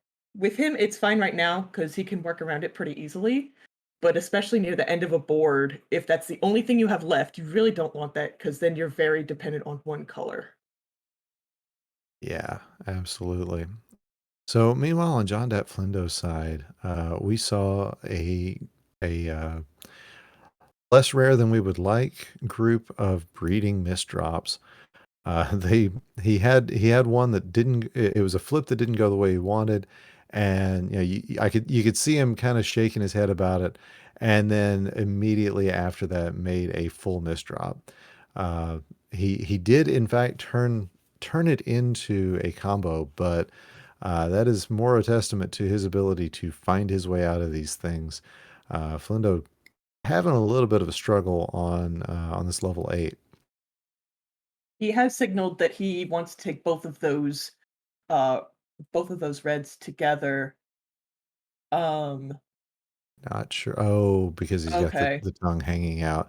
Yeah, it would have that would have stopped the blues if he didn't have exactly that number of pills or less. So, good board knowledge, good awareness as both of our players out not too far from each other. Is Luke also getting out just under 6 minutes? Yes, Luke has been doing very well on making some very good plays. Not necessarily what I would call like Frank level combos, but you don't need to have Frank level combos to be a good player. Um, so this is, again, you can have a very good game and play a very straightforward style. It's just whatever works best for you. Yeah, that's something as the story Savage tells about her husband, Mr. Octagon, who was walking in on her practicing, and one day told her, every play doesn't have to be a massive. I forget how exactly he put it, but we tend to play that style of make it look pretty, make it look good, and sometimes that can really be detrimental to your play style. So yeah, when it's straightforward, when it works, I mean, Floyd spent years dominating the tournament with very, very straightforward play. So yeah, that's definitely something that is going to help out, as these two are pretty close here in this last level. Looks like Luke is going to be free and clear on some horizontals. He just needs another blue and two more reds. Flindo's really going to have to push it if he wants to take this game one, as Luke out at a Wow. 739 and takes game one from JonDatFlindo. I'm speechless. Great job, Luke. Yeah, GG's to both players. Wow. Luke getting a combo of good play for himself and a little bit of a struggle from JonDatFlindo, who's just gonna have to shake this off and aim for a reverse sweep, as Luke now knows that he is one game win away from making it on to the second round to face Frank.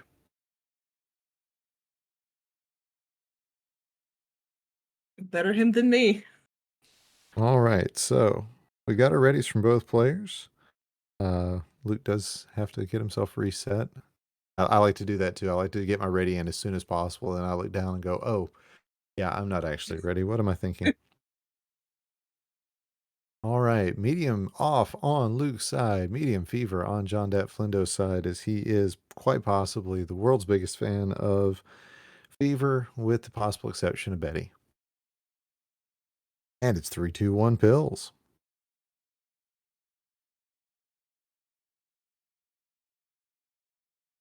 All right, solid boards for both players. Nothing to complain about. I think Luke, if he sees it, will be able to set up another horizontal, or just, take the horizontal right there. I really love the options for horizontals that he's got here. Mm-hmm. And I do too. Yeah, it just looks And great. Flindo's starting his board. There was, still kind of is, but definitely was a huge chasm in the middle of the board. We really don't like to see that. Um, and Luke is very sloped, but he has been he's been working really well with what he's been given. So hopefully he can. Okay, good. He gets the tuck. I know sometimes, especially for newer players, tucks can be a little frightening. Um, they're still frightening for me. I'm not the best at them. So, but Flindo's just racing through this level, and he can take that either way, and he's at a 114. Yeah, just steamrolled that level. Flindo knows what he's got to do to take this game, and he was certainly not taking this one for granted. But he is definitely not at the moment, as Luke is just trying to get the pills that he needs. Needs 3 reds now, but he needs. Oh, okay, that's going to be very helpful. The yellow is going to clear away, and now it's just one more red. He is out at a 147. So, we saw this the last game. He was a bit slow to get started, but really poured it on at the end, as JonDatFlindo getting some good combos. Yeah, it looks like he is going to not attempt anything crazy with that yellow other than dropping it. I think he wanted to slide that double blue a little bit further in. Yeah, but it's going to work out for him. He's just going to be a little bit slower, and this blue yellow is going to be perfect to finish that out. So now he is just 4 blues away. There's the first one, And then 2, 3, and we wait. Oh dear. Lindo, don't scare us that much. This is giving Luke just a little bit of extra time. There's the fourth one. Flindo out of 2:44. That's still really good time. You know, you want to be under 3 minutes. You want to be as far under 3 minutes as you can get. But that's, it's a good place to be where he is right now. Exactly. And I do like his setup. There's that one yellow over in column 1. He already has his eye on it. So it's not too much to worry about unless he lets it hang out there for a whole lot longer, but I don't think that's going to happen. All right, so Luke does get the horizontal that he wanted here. He's going to be out as soon as he gets 3 more yellows. And, oh, the doctor just hands him right off to him out of the 334. But now, again, he finds himself behind the 8 ball. And, again, JonDatFlindo's 8, not the prettiest. And this time it is definitely not his fault. The doctor just says, here's yellow. I hope you like yellow, because here it all is. It's not an oops all yellow situation yet, but it sure wants to be. And part of the problem that he's running into is that there's about 14 different ways you can clear all of these yellows in combination, et cetera, et cetera. And I think he's found some of the best ones. But yeah, you kind of have to make those decisions, and it's either feast or famine. But I like what he has done. He was prioritizing the reds on top because clearing them would not make a difference for the setups that he had on the bottom. So that was very good forethought from John, and he is into level 9. He's out at 433 and starts it off with a double yellow blitz. I like it for him. He does, especially because that double blue was coming at the end. Now, okay, there he gets the L clear that he wanted. Oh yeah. Yeah, there's a lot to love about this board for JonDatFlindo. Just all of the double opportunities. This is the sort of board you don't want to see in versus, because you don't want to get it messed up by your opponent. Exactly. I would be very frustrated to get this board in versus. I'll say that much. How upset would I be? Well, you'll just have to wait and find out when we go to Louisville, because I don't play much versus, and this is going to be interesting for me. So Luke's out about a 5:30, 5:32, somewhere in that range. I didn't get the exact time because I was over here flapping my jaw. 5:23. 5:23. Thank you. I'm over here flapping my jaw. But JonDatFlindo running away with this one. He is just needing. He's almost got everything free and clear. He decides to go ahead and build up his combo. And in fact, does get everything but that yellow. So now one more yellow. Out at a 5:59, and he's pumped because he knows that's the time that Frank just got in his second game. And you know what? If he wins this next one, Frank is who he's got to face. So the winner of this game plays Frank, as Luke gives us a little bit of a gag play, just messing with his pills a bit as he's getting ready to finish up. I don't know that he meant to combo that the way he did, but yeah, just taking a breather as these two get ready for game number 3.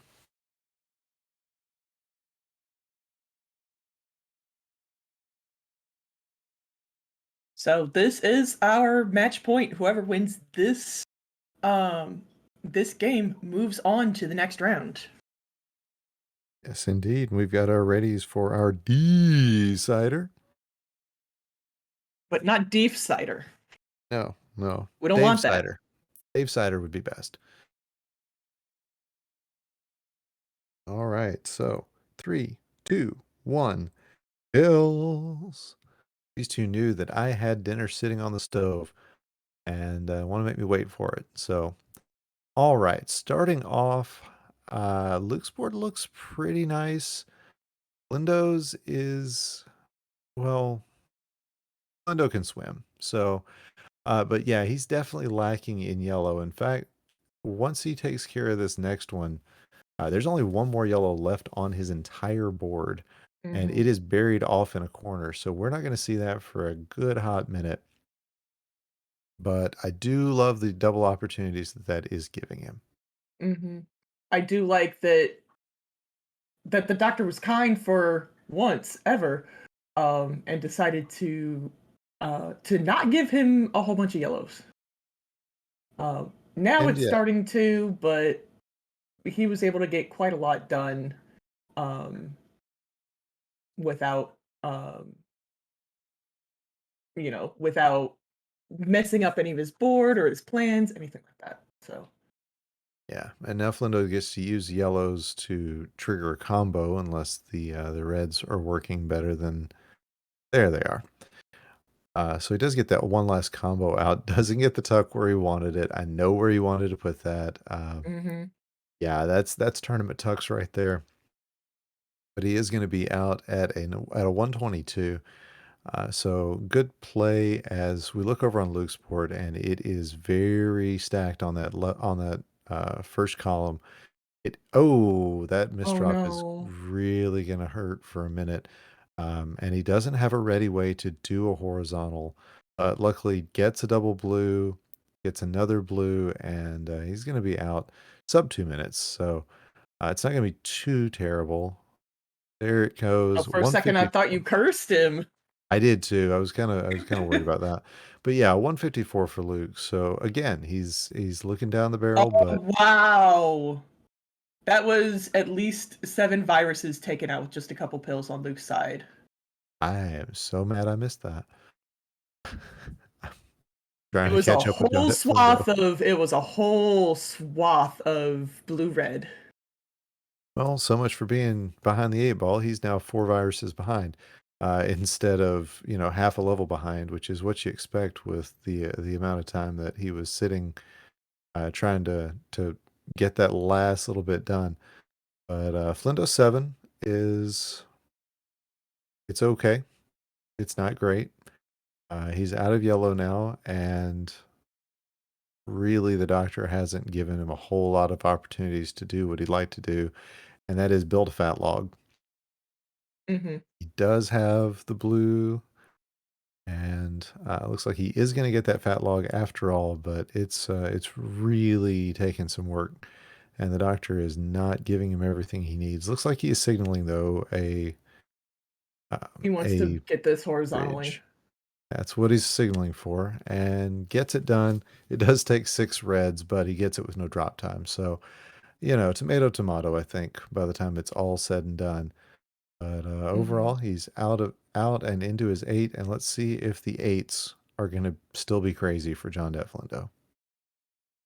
Um, Luke has signaled that he wants to take um the yellow blue horizontally, and then he also had a horizontal setup on top of that. So I was very nervous for a second that he was going to do something, and he's going to log Log out. out. Wonderful. We'd love to see it. But for a second, I was afraid he might do something. Oh, and another fat log. Yeah.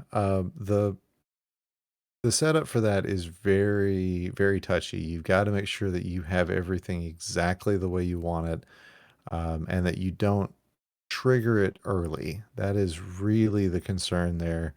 I know you Mhm. were thinking the same thing. Exactly. And Lindo, I think that was another misdrop. I don't. Oh no, there it Nope. is. He Okay, wanted a tea. he got his T. There's Yeah, a sweet tea. Sweet I'm teas in the chat if you have them. a little surprised. I didn't at least have a clue about that one. But okay, so it's gonna be some drop time. Oh, he does share the drop time. Now he just needs 1 red. He's gonna be out of 8 at a 448. And no, he's got to be happy that 8 was not his downfall yet again in this level. As Luke doesn't know what to do with these reds, does make a combo out of it, and he's not going to be too far behind. Does not have the does not decide to swim with all these double yellows he's getting. I can't blame him. That would be a terrifying swim, but it can be done. Just doesn't mean that it should. And to be honest, I don't know if that is something that he is able to do. And that's okay. As I have talked with Flindo before, I can swim in real life. I can't swim in Dr. Mario, whereas he's the opposite. He can swim in Dr. Mario, but not in real life. Well, there you have it. Yeah, Flindo, the captain of the Dr. Mario swim team. And yeah, Luke out at what about a 550 and is ready to rock and roll into this level 9. As Flindo, I think, must have had a misdrop on the top of his board. I didn't see it happen, but I imagine that was what was happening with the red blues going on. A little bit of this, a little bit of that going on his board, but it does look like he's gotten everything under control. But now it's a question of what do you do with all this blue? Yeah, exactly. And to be honest, Luke is kind of having the same issue. He doesn't have really a lot of use for red right now. He's got a lot of blue everywhere. So he is also dealing with just a dearth of blue. Yeah, as Flindo does manage to get most everything taken care of, he's really just waiting now for the right virus, the right pill halves. He is free and clear on all of his all of his viruses. See, I'm getting them all backwards now, and is just 2 blues away. He does not. He's not gonna be happy about a 707, but it is gonna be a win. So JonDatFlindo goes on to round 2. He'll be playing against Frank a little bit later. That is a really good showing for our newcomer Luke, who is making his main bracket debut today. You can't really do much better than winning your first game when it comes to making a debut. So GG's to Luke, and be sure you give both and there we these get our players show a again. follow. Yeah, he's testing out the new blinking mechanism that Dimwit has been showing off. That is a really fascinating bit of tech. I haven't been playing Dr. Mario much. I'm going to have to try it out and see what it looks like. So, GG's to both players. We're going to be back in just a second with our next match. You are watching the Dr. Mario Championship. Stick around. Welcome back to the Dr. Mario Championship channel. I'm Savage Octagon, and I'm joined in the booth by Packy, and we're about to see a special treat. One is the punniest match we could possibly have, a pirate's favorite face-off, Dars versus Ibar. And another thing that we haven't had is we have not had someone dadding at the same time as playing Dr. Mario.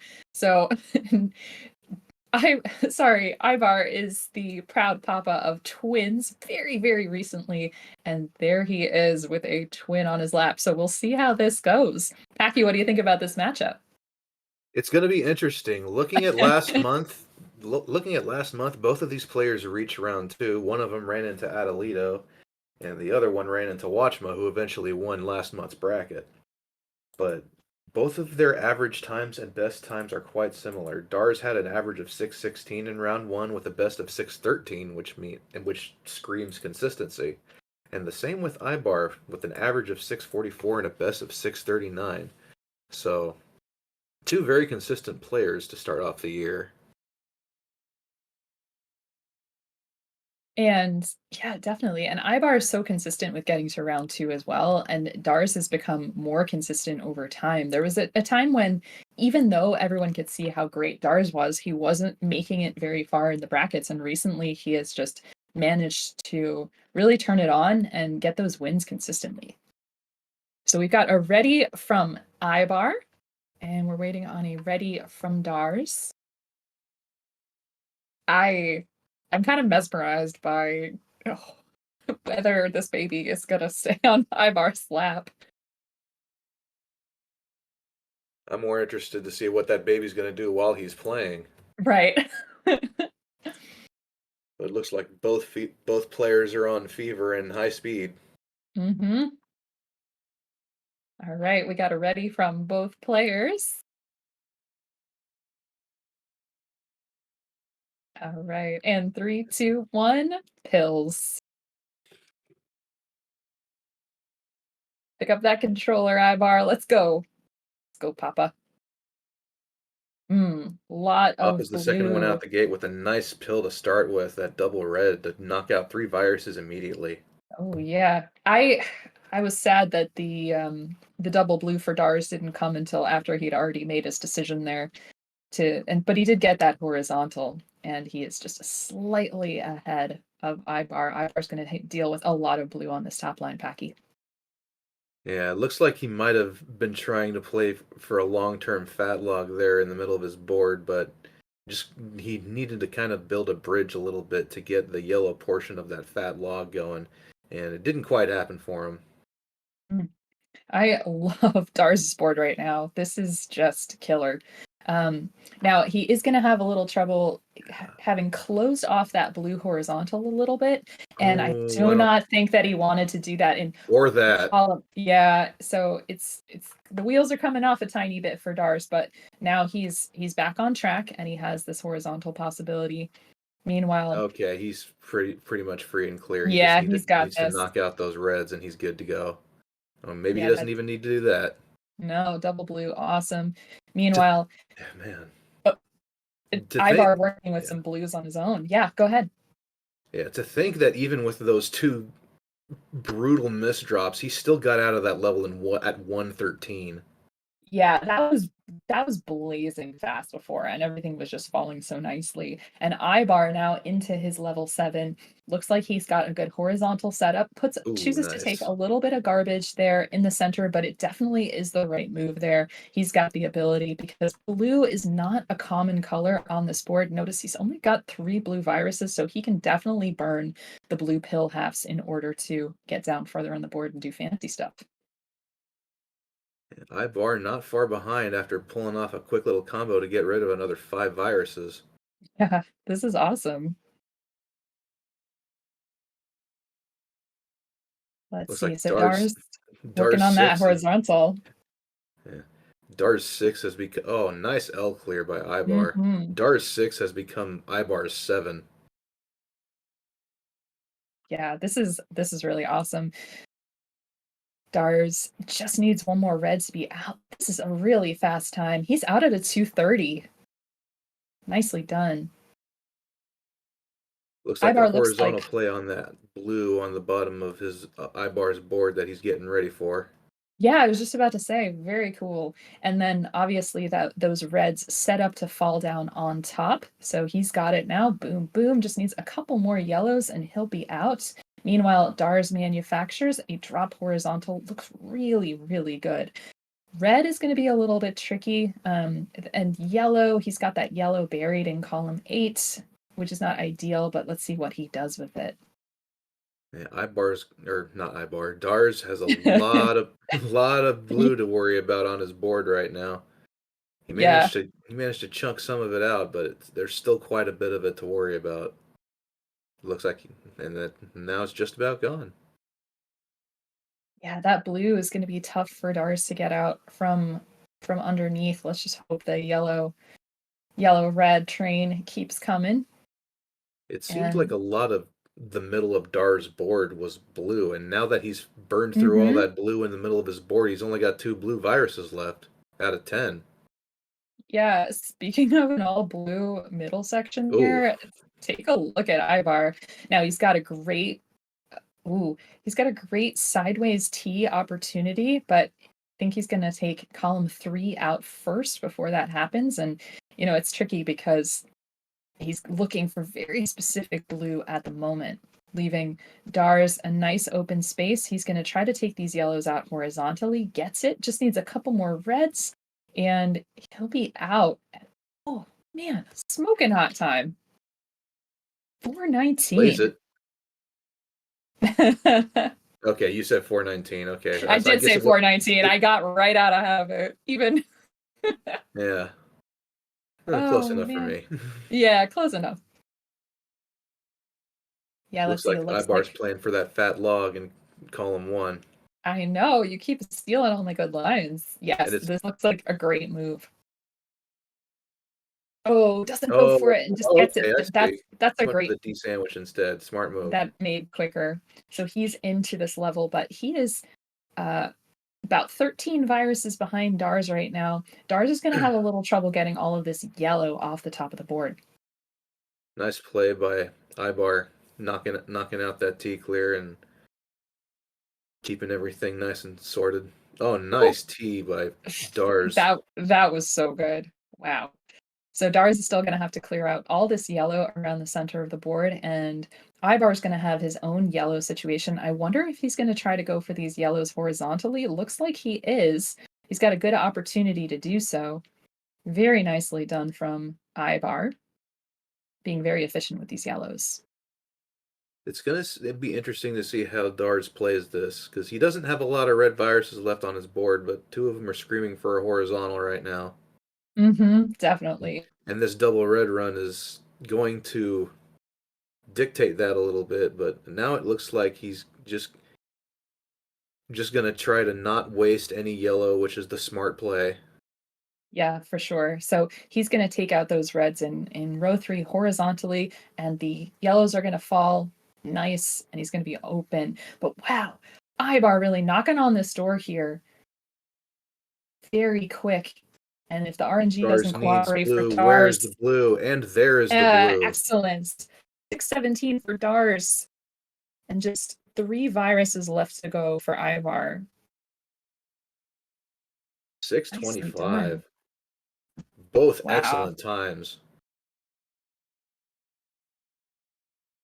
Man, if you when you have a good game, you don't also want it to be opposite your opponent's good game. And these are both excellent times. So very exciting to watch.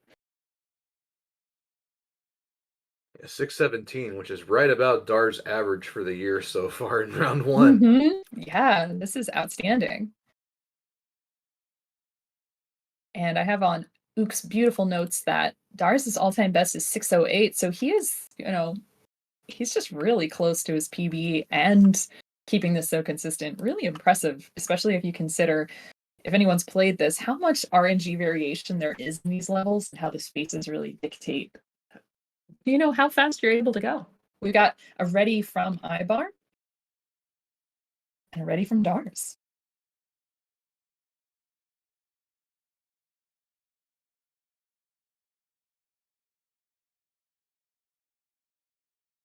Let's see if Ibar can improve on the baby strats. I know, he's got to keep that baby kind of still. We've got 3, 2, 1 pills. Looks like we got a sleeping baby, at least for now, so that's pretty good. And wow, a nice opening run from Ivar with these pills. Now, having that red yellow in column 2, not so bad. Sets up this combo and just opens up a lot of other good stuff. He does not like all of that drop time. Not sure why he didn't put that in columns 2 and 3, but he's all free and clear now. I think he meant to. He just missed the flip.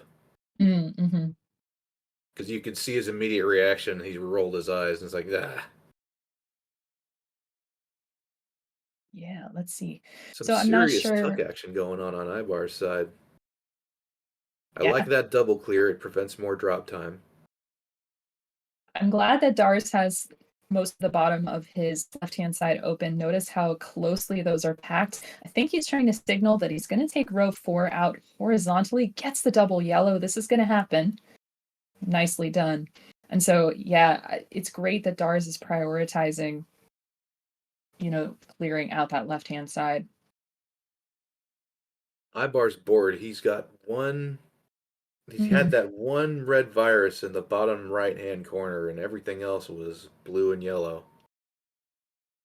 Not sure where Dars is going with these yellows. I think he's seeing that if he does drop that he's waiting yellow for this down, one so he can drop that and get the yes, horizontal on the blue. yes. There was some hesitation there, but now I see why. He's out at a 130. Nice drop from Ibar, but it ruins his plans on that horizontal blue. So it's going to slow him down. He needs one more blue to be out. He's out at a 146. Tougher level 6 for both players this time around, looks like. Yeah, but it's hard not to be a tougher level 6 than it was last time around, for sure. Especially for Dars, For Dars, right? who made 2 critical misdrops and still got out at 113. Mm-hmm. Yeah, so we had a really good combo from Ibar just a second ago, and he's just clearing out here. Got nice options because of all of these doubles around now. I don't love that there's a red horizontal up there so high, but he might have the opportunity to get it. Meanwhile, Dars chiseling away has a nice even top line, horizontal opportunity at the bottom, and just ability to make really good combos. I want to see a double blue for him. Not sure it's going to happen. Yeah, Ibar, in the meantime, has pulled off a slew of horizontals in the bottom middle of his board, and that's left him with a column 2 and 3 situation. That's a pretty sizable totem pole. He's half a dozen viruses behind, but this fat log is really going to help. Ooh. And Dar is out at a 251. Really great recovery on that level 8. Just smoking fast now. Ooh, but misdrop at the beginning of this level. Did not want to put the double blue there. I was interested to see how Ibar would play that, and looks like he's really just knocked it out in a hurry. Manages to build a nice bridge so that he doesn't have to worry about drop time, and he gets out at a 321. Nice. And Dars had a great example of good foresight in terms of avoiding drop time. We had a double yellow for him, and he had the opportunity of playing it up top, but it would have caused drop time, and he saw that next box give him the opportunity for a lower drop play. So really nicely done there. Only 16 left to go for Dars. Yeah. If I'm Ibar right now, I want to do everything I can to expose red viruses so that you can maintain a diverse top line. Yeah, that's going to be really difficult. Especially with all these blue reds that he's getting that just aren't a perfect fit for anything on the board. Right. Oh, when he gets that double blue, he's going to take it for that horizontal. Meanwhile, Dars just has a couple more left. He's not going to take the drop time on that blue, but gets it, which is great. And you see he's also mitigating drop time in the top. He's going to take that red out first, and the double red comes perfectly. He's out at a 425. Not too bad. Not too far off the pace of the last game. Let's see how this level 9 treats him. This board is screaming for a double yellow right now. This board is screaming for a reset right now. Let's see. I know that feeling. Ibar. Oh, this is perfect right here. Yeah. And just sets up the horizontal just perfectly. Really good stuff. Yeah, Dars got out of that situation. It does not look that bad anymore. And wow, Ibar uses that blue garbage, takes everything out, just needs one more red, and he'll be out of level 8. Wow, of course. And as I say that. Oh, come on. Give it to All him. right. There we go. He's out at a 525, but he is very, very far behind Dars at the moment. Dars trying to deal with just, again, a two-color story, red and yellow on the top, valiantly fighting at the bottom. And that was a great combo. It's hard to scooch that stuff down underneath, and it just looked great. Yeah, he's pretty much free and clear. He just needs to stop getting so much blue because he no longer has use for it. Yeah, but there he is setting up for that in 7 and 8. Boom, boom. I like that he's keeping it simple like that. Yeah. No, it's really good. Now Dars just needs a bunch of red. He's knocking on the door of that PB. It's not going to happen here, but very, very close, very consistent. And a 615 from Dars. Oh my goodness. What incredible consistency. His average is still going to be 616 after all this. Wow. 617 and 615. That's pretty remarkable. Yeah, I think that is definitely the closest that we've seen any two games by the same player come so far. And meanwhile, Ibar finishing it out, not very far behind. We'll see. He's got a good opportunity there for the horizontal. He's got more opportunities too there. It looks like he's going to take them. Yeah, now that he sees he can play with the left side, he could take out the horizontal in the bottom right hand side of his board with pretty fair ease, and now he just needs a couple blue to be done. Mm-hmm. And that was nice. I liked that tuck underneath the red instead of going for the horizontal first. And he's out at a 7-18. So you've seen it here, folks. We've seen the most consistent, fastest set from Dars, and the first time ever that someone's been playing with a baby on their lap. So the winner of this match is going to face me in round 2. And so we are ready for our next match. We're going to have Atalito versus Larva, so stick around. Welcome back, everyone, as we roll along through round 1 of our February speed bracket. We are going to be looking at the number 3 seed Atalito versus the number 14 seed Larva, who you heard in comms earlier. And Packy again is here to join me. And Packy, what do you think about this match?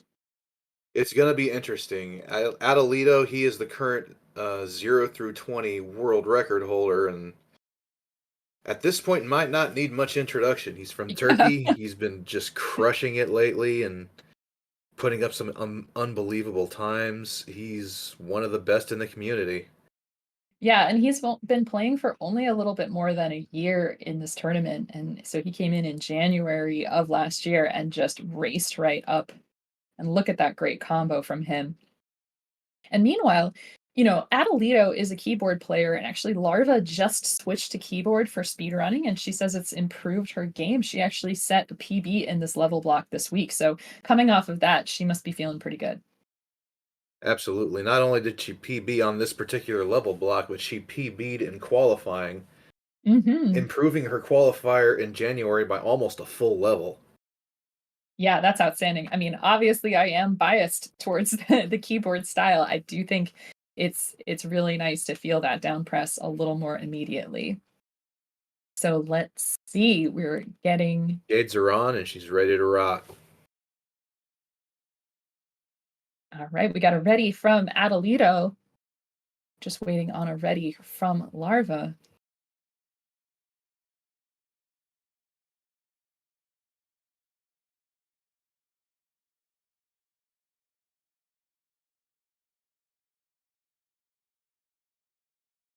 All right.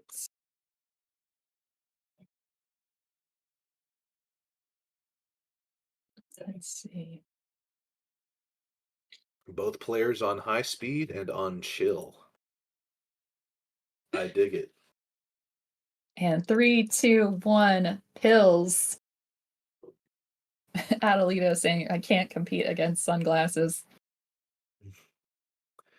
Both players starting pretty much at the same time. Larva's got some horizontal double opportunities early on. Right, and Atalito, no use for red at all. Notice manufacturing a lower drop time combo, possibly in the 2 left-hand columns. One thing that's great about Atalito's style is he's so patient. And so he's going to just use any garbage. He's going to wait for his moment. Yes, but Larva off to a flying start. Taking a quick 5 virus lead, breaking out the T-clear. Very nicely done. Did have the opportunity to slide that double yellow all the way down to the bottom and clear horizontally, but working on that top line, a great move. And she was wondering if she was going to take those blues out horizontally, but she does not. Still, RNG cooperating, and she's making great solid moves. And she's 8 viruses ahead of Atalito at this point. This is stunning so far.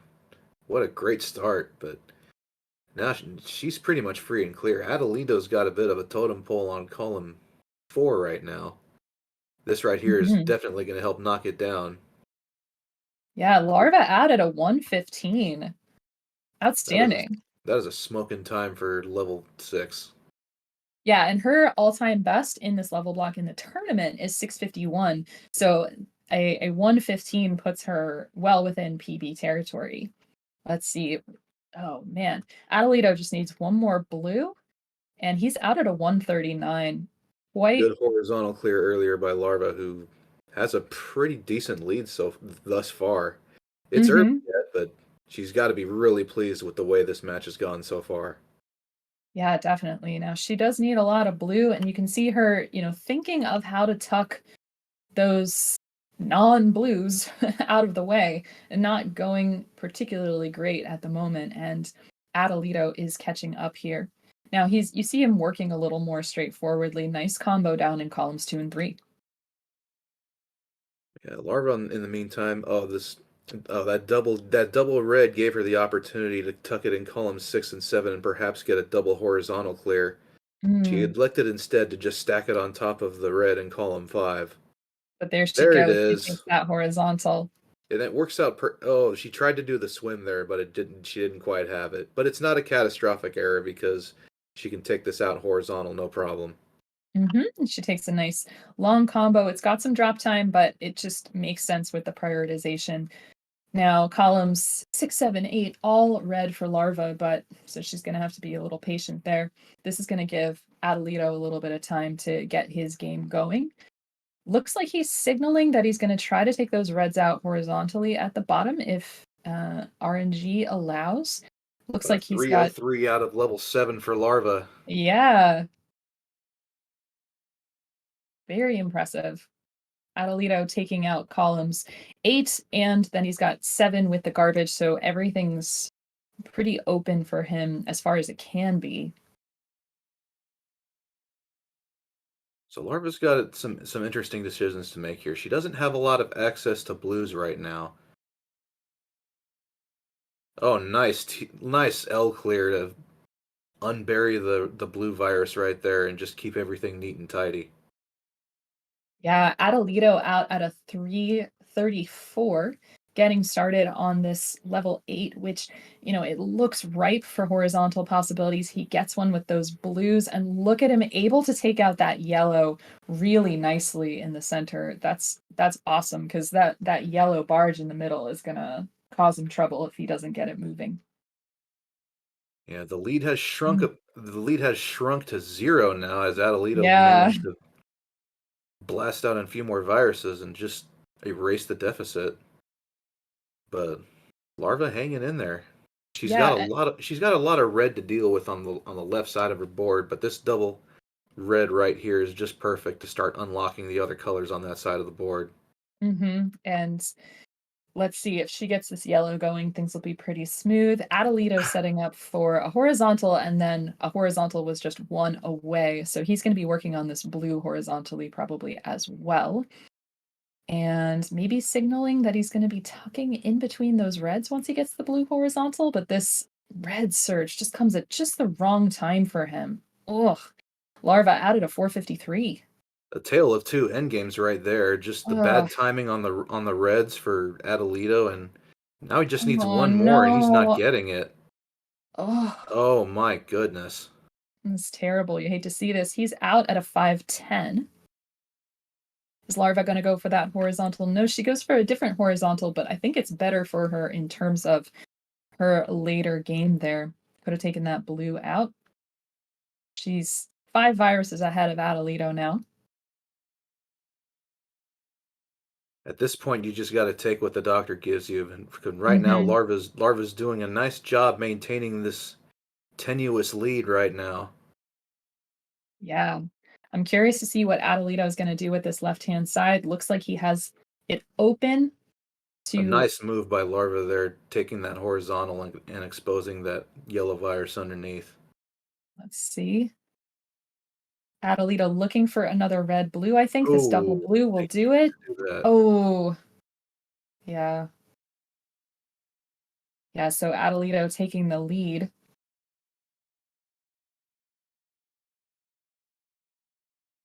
I like this clear, though. Nice combo from Larva, for sure. But Atalito, blink and you miss it. He's taking a 10 virus lead on Larva on the final level, and he's just flying through this level 9.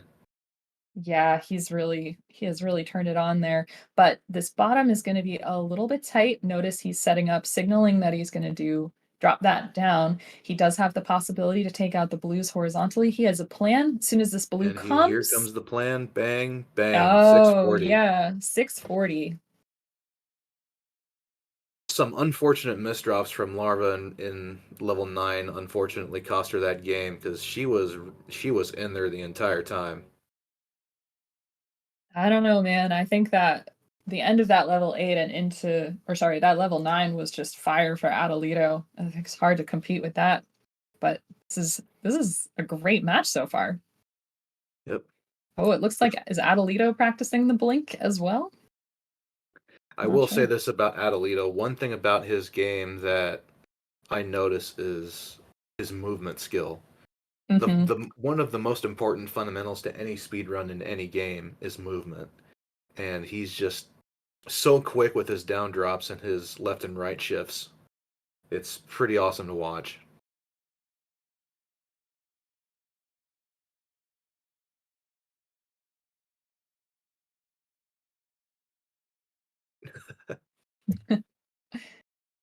All right, we got a ready from Atalito and a ready from Larva.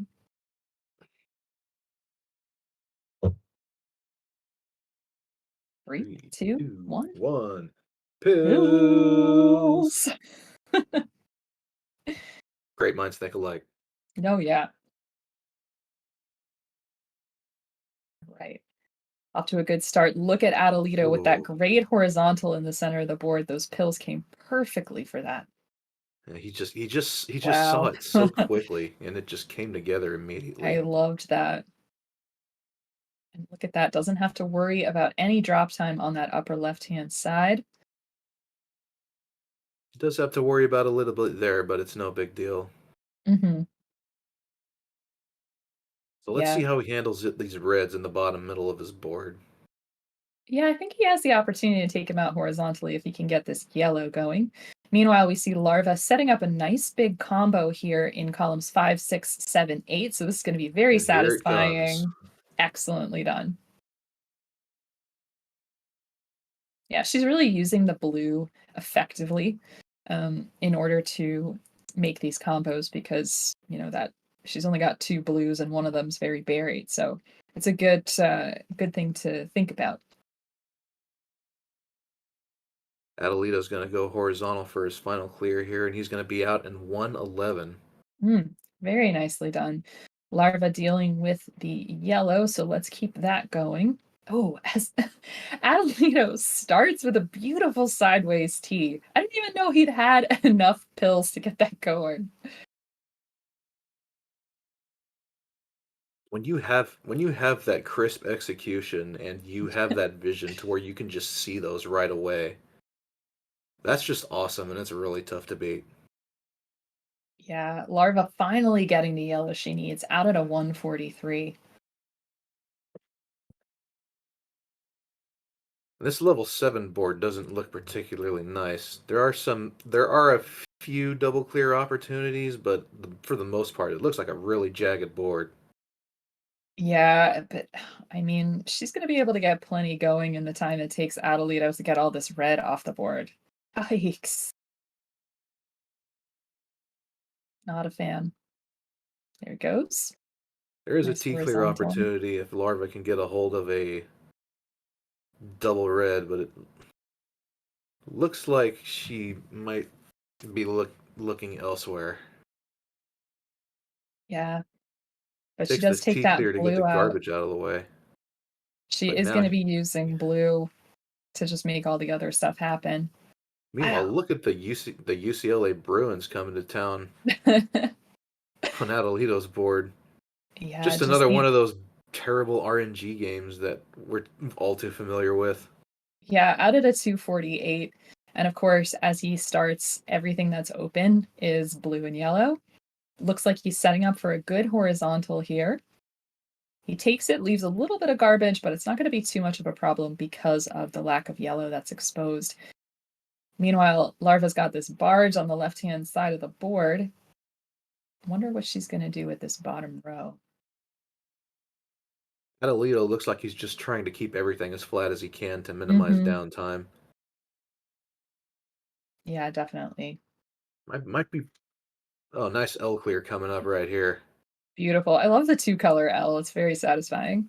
Yes. Meanwhile, Larva close to the end of her level 7. She's going to get those yellows going horizontally. Hopefully the yellows don't come before the reds do. I'd hate to see all that drop time, and obviously so would she. But she's manufacturing a platform, so it won't be too much of a problem if it comes. And of course, Dr. Mario is just messing with her, giving her a couple of double blues when she needs red and yellow.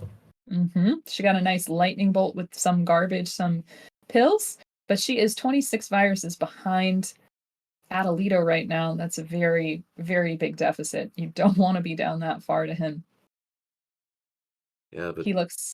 Go ahead. looking at what he's been getting this whole time, it's just hard not to marvel a little bit as what he's been able to do with what he's gotten.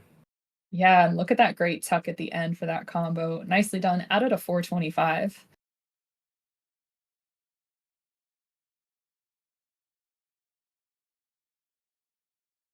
All right, so Larva dealing with these yellows on the top line there. Dropping down this red garbage on top of column 3 is going to be a little bit difficult because columns 2, 3, and 4 are now all red, with not super obvious way to get rid of all of it other than to just bash it down vertically.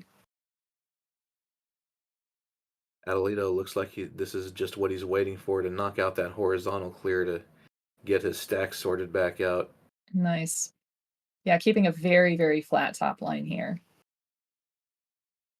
Now he doesn't have much access to yellow.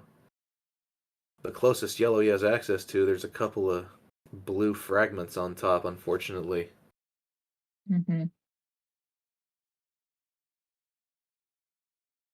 Let's see. I think I'm not sure if he's going to be setting up for a big horizontal here. Looks like no. Looks like he is. Actually, yeah. No, you know what? I thought he was tucking to do columns 2 and 3, but he wasn't. I thought he was too, to be honest with you. Yeah. Looks like that red blue right there doesn't look like that was what he intended to do with that. No, I don't think so, but it's not going to ultimately be too bad because he can underclear there.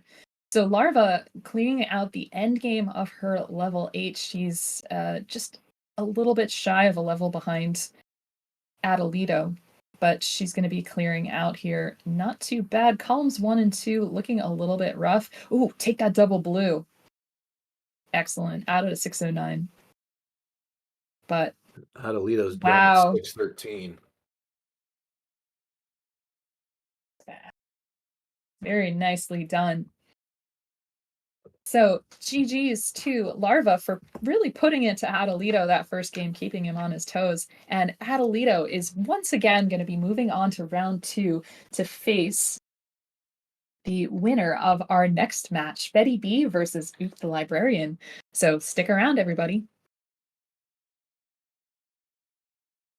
Welcome back, everyone. And we are on our last match of round 1. Our number 6 seed, Betty B, versus our number 11 seed, OoktheLibrarian. And here to call the action are Larva, who you just saw, and Ethan MX2. Take it away, friends.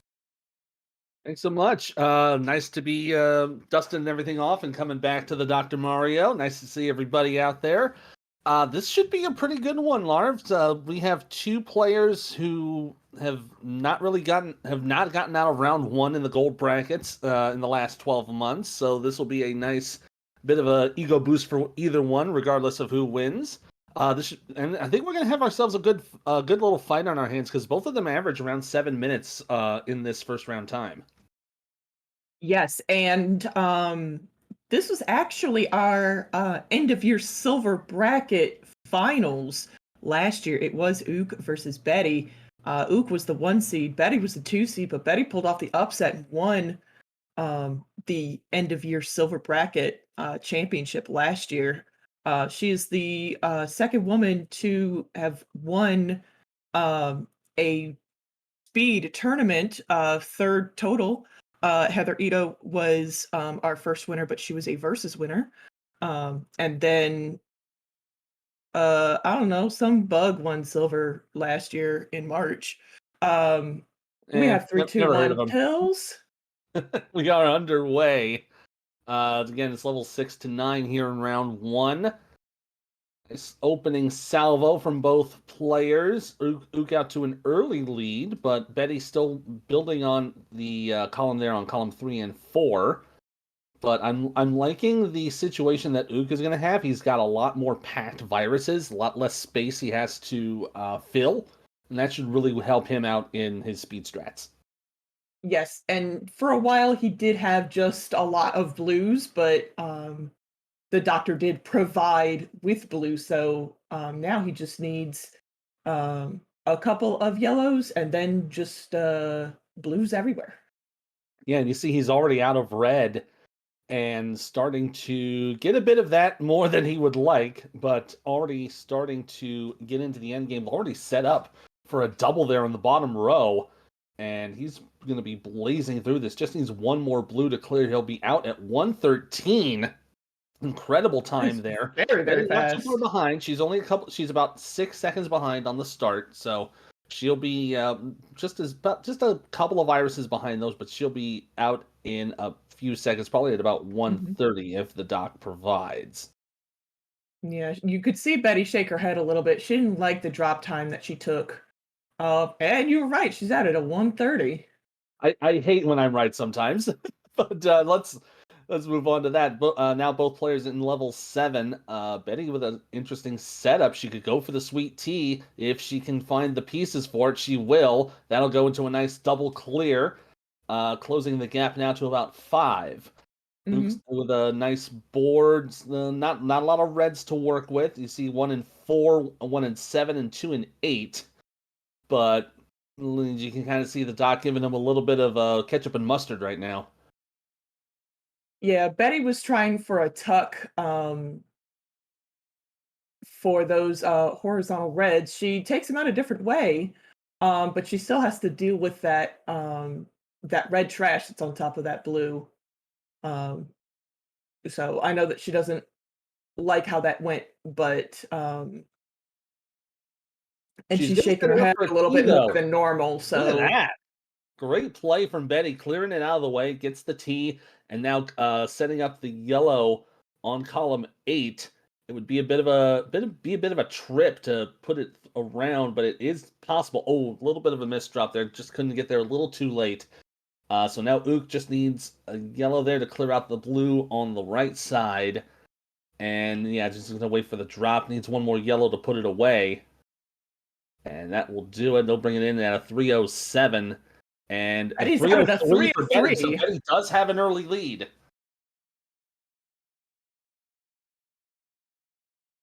So far, an early lead for Betty as she is in level 8, ahead in the feed, but currently ahead in time because she's about 5-6 seconds ahead of Ook on the play. So it's going to be a fun little finish in this first game. Oh, I like that drop combo from Betty. Very good vision on that. She does not have a lot of access to yellow, which I think is hampering her a little bit. But she does seem to be managing it pretty well at this point. Yeah, and you can kind of see she's trying to use the yellows with some other kind of piece to try and help build it. You see that with the red yellow in columns 2 and 3, and it's going to have to get rid of the yellow there, unfortunately. Going to get a big clear there on the right side to kind of open things up, but Ook is starting to really run away with it a little bit here. He's already down to 8, coming down to 7, and you already see he's setting up doubles already, so he's really set up for a good end game here as he's going to try. That one didn't really work out, but he'll go on the other side. Yeah, he does have space to try to make that work.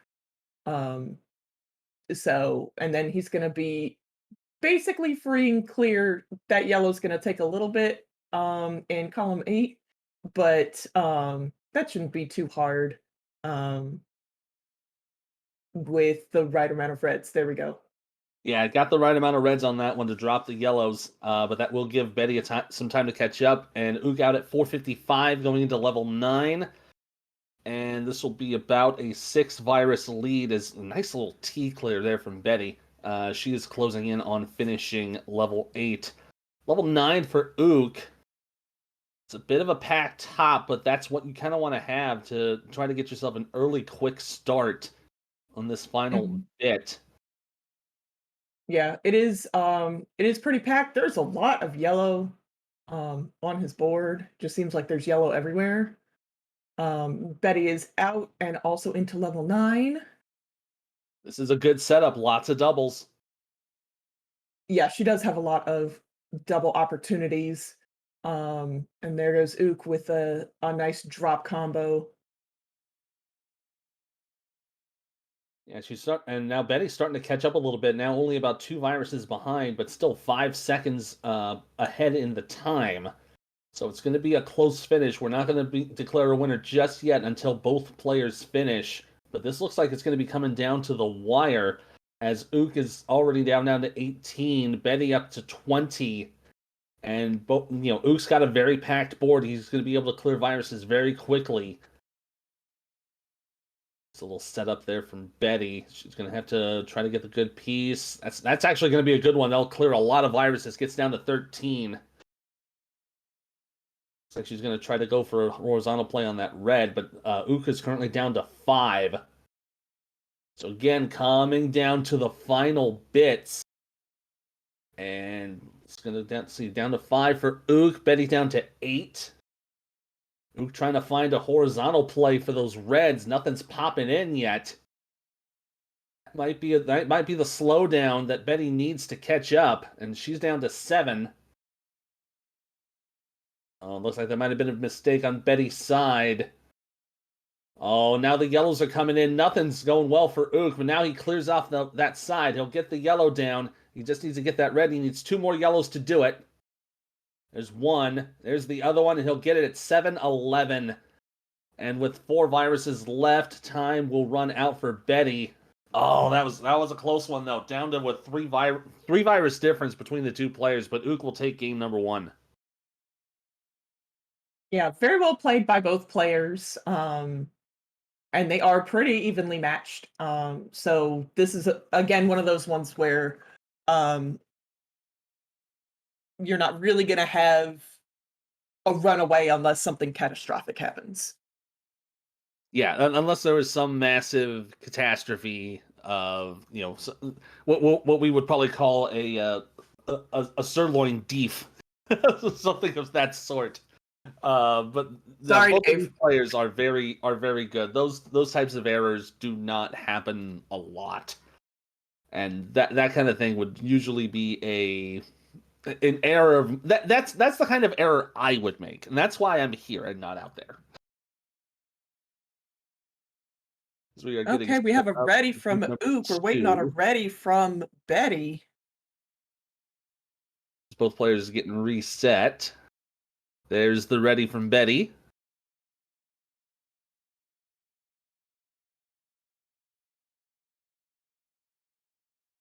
Here we go in 3, 2, 1. Pills. We are off to game number 2. There we go. Both off at relatively the same time, so it should be a good little account of the game. Both players having to deal with some spacing in their level. And you can kind of see with Ook there in columns 5 and 6, a lot of space that's going to provide a lot of drop time. Yeah, when I saw Ook's board, my first thought was no. Yeah. No. Oh. So hopefully he can get through this without a whole lot of drop time. He is taking it for that 1, but that basically makes it triple. So depending on who you are, sometimes that's worth it. Yeah, that's not a bad idea, and that's a nice little tuck to get rid of those blues underneath. Now he's just going to have to build something up to prevent any further drops. That's really good play there from Ook to set up the yellow underneath.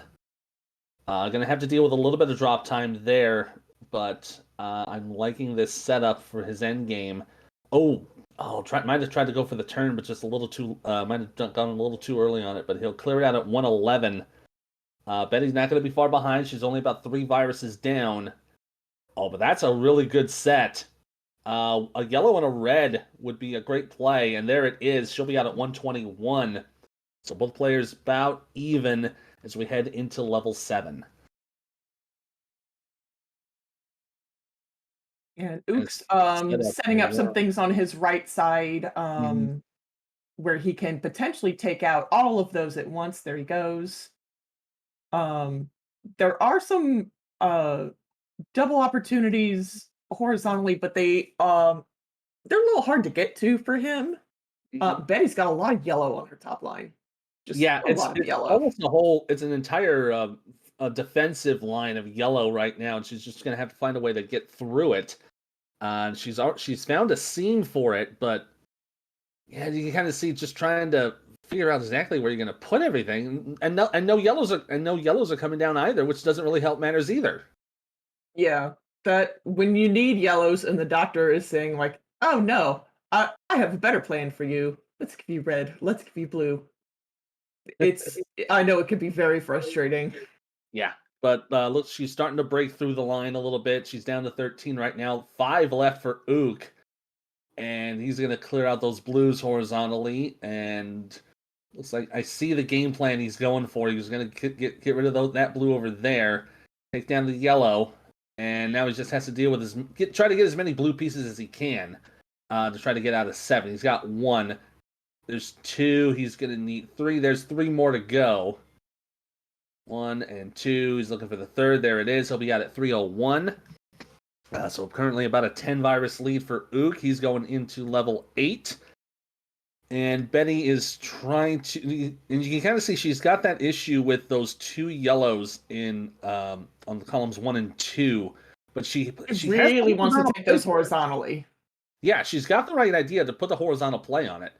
And then she's going to get the pieces for it. That'll clear it out. So she's out at 325. Oh, about 15 seconds behind. That's not that bad. No, it's not. I know it's not where she wants to be, but it's not bad. Yeah, this is a 15-second deficit is maybe only about 5 viruses or so, usually in monthly speed runs. So it's easily overcomable. And she's already looking to be about down to 4, and you can kind of see she's starting to attack the packed side of the board, and starting to narrow that gap down just a little more. Yeah, Ook is signaling he wants those reds horizontally, but they're just up in the middle of nowhere, so that's going to be a little bit hard for him to get to. Yeah, and he can't really do anything on that 5th column because he needs to have a yellow. If he wants to make anything profitable with that, but he's going to go for that. It's just going to go have a really long hook, and that'll clear out that way. So he's down to 15, but Betty in the lead right now with 12, and she is going to start her end game in just a little bit. It's a fairly balanced one, a little more, probably a little less yellow than you'd like for a balanced board, but it looks very doable. Yeah, Ook has everything really packed within just a couple of columns. So if he plays it right, he can get everything done pretty quickly. Yeah, and you see he takes the double red and tucks it under. That's a great idea. And you see he's kind of hesitating, didn't know what to do on that one. But he'll clear a little bit of space. But Betty currently in the catbird seat right now just needs 3 more reds to move on to level 9. She'll get it out at 520. So looking pretty good right now for Betty. She'll enter level 9, and Ook is starting to have a little bit of struggles right now. Yeah, that red blue that he placed is really stringing him up. Now he can clear horizontally or vertically. Either way, he needs reds. Yeah, he's going to do the horizontal clear there. He'll be out at 549. So currently down by 9 viruses going into level 9. Betty with the early lead. Her board, she's starting to fill up that 2, 3, 4 side to help prevent any longer drops. So that's going to be a good start for her. But that little spire in 5, waiting for a clear. She'll get it. That gets it out of the way. Good. Yeah. Betty is one of those players where I don't play the same playstyle as her, so I like to watch her during these because I really don't know what she's doing. But I want to learn and want to, be able to see what she sees. Yeah. It's really fascinating to me. Absolutely, and I mean that's kind of my play style too. I don't know what I'm doing either, but that's a completely different story. Now, looking to the virus count here, it's 12-17. Betty with a 5 virus lead, having to deal with that little bit of overhang with the blue virus in column 1. That might be her final play. Because she's going to probably take care of these packed viruses on the bottom left side. But Ook has a nice clean board. Going down to 7, has retaken the lead. Has a lot of reds and a lot of yellows. But blues are starting to come down from the dock. Oh no. Yeah, the Ook does not want to see blues right now at all. Period. End of story. Oh, and he'll get the 1 red, and that's all he needs. 7-29, and OoktheLibrarian takes it 2-0. Oh, that was a bit of a nail biter there in the end, but the unfortunate mistake from Betty ends up doing it in, but still a great effort and keeping it real close. That was a fun little game. Yes, it was very good. We have our GG's Betty from Ook, who Betty always finishes off at puts up a 7-49. GG's to his opponent. Very good sportsmanship. G's all around.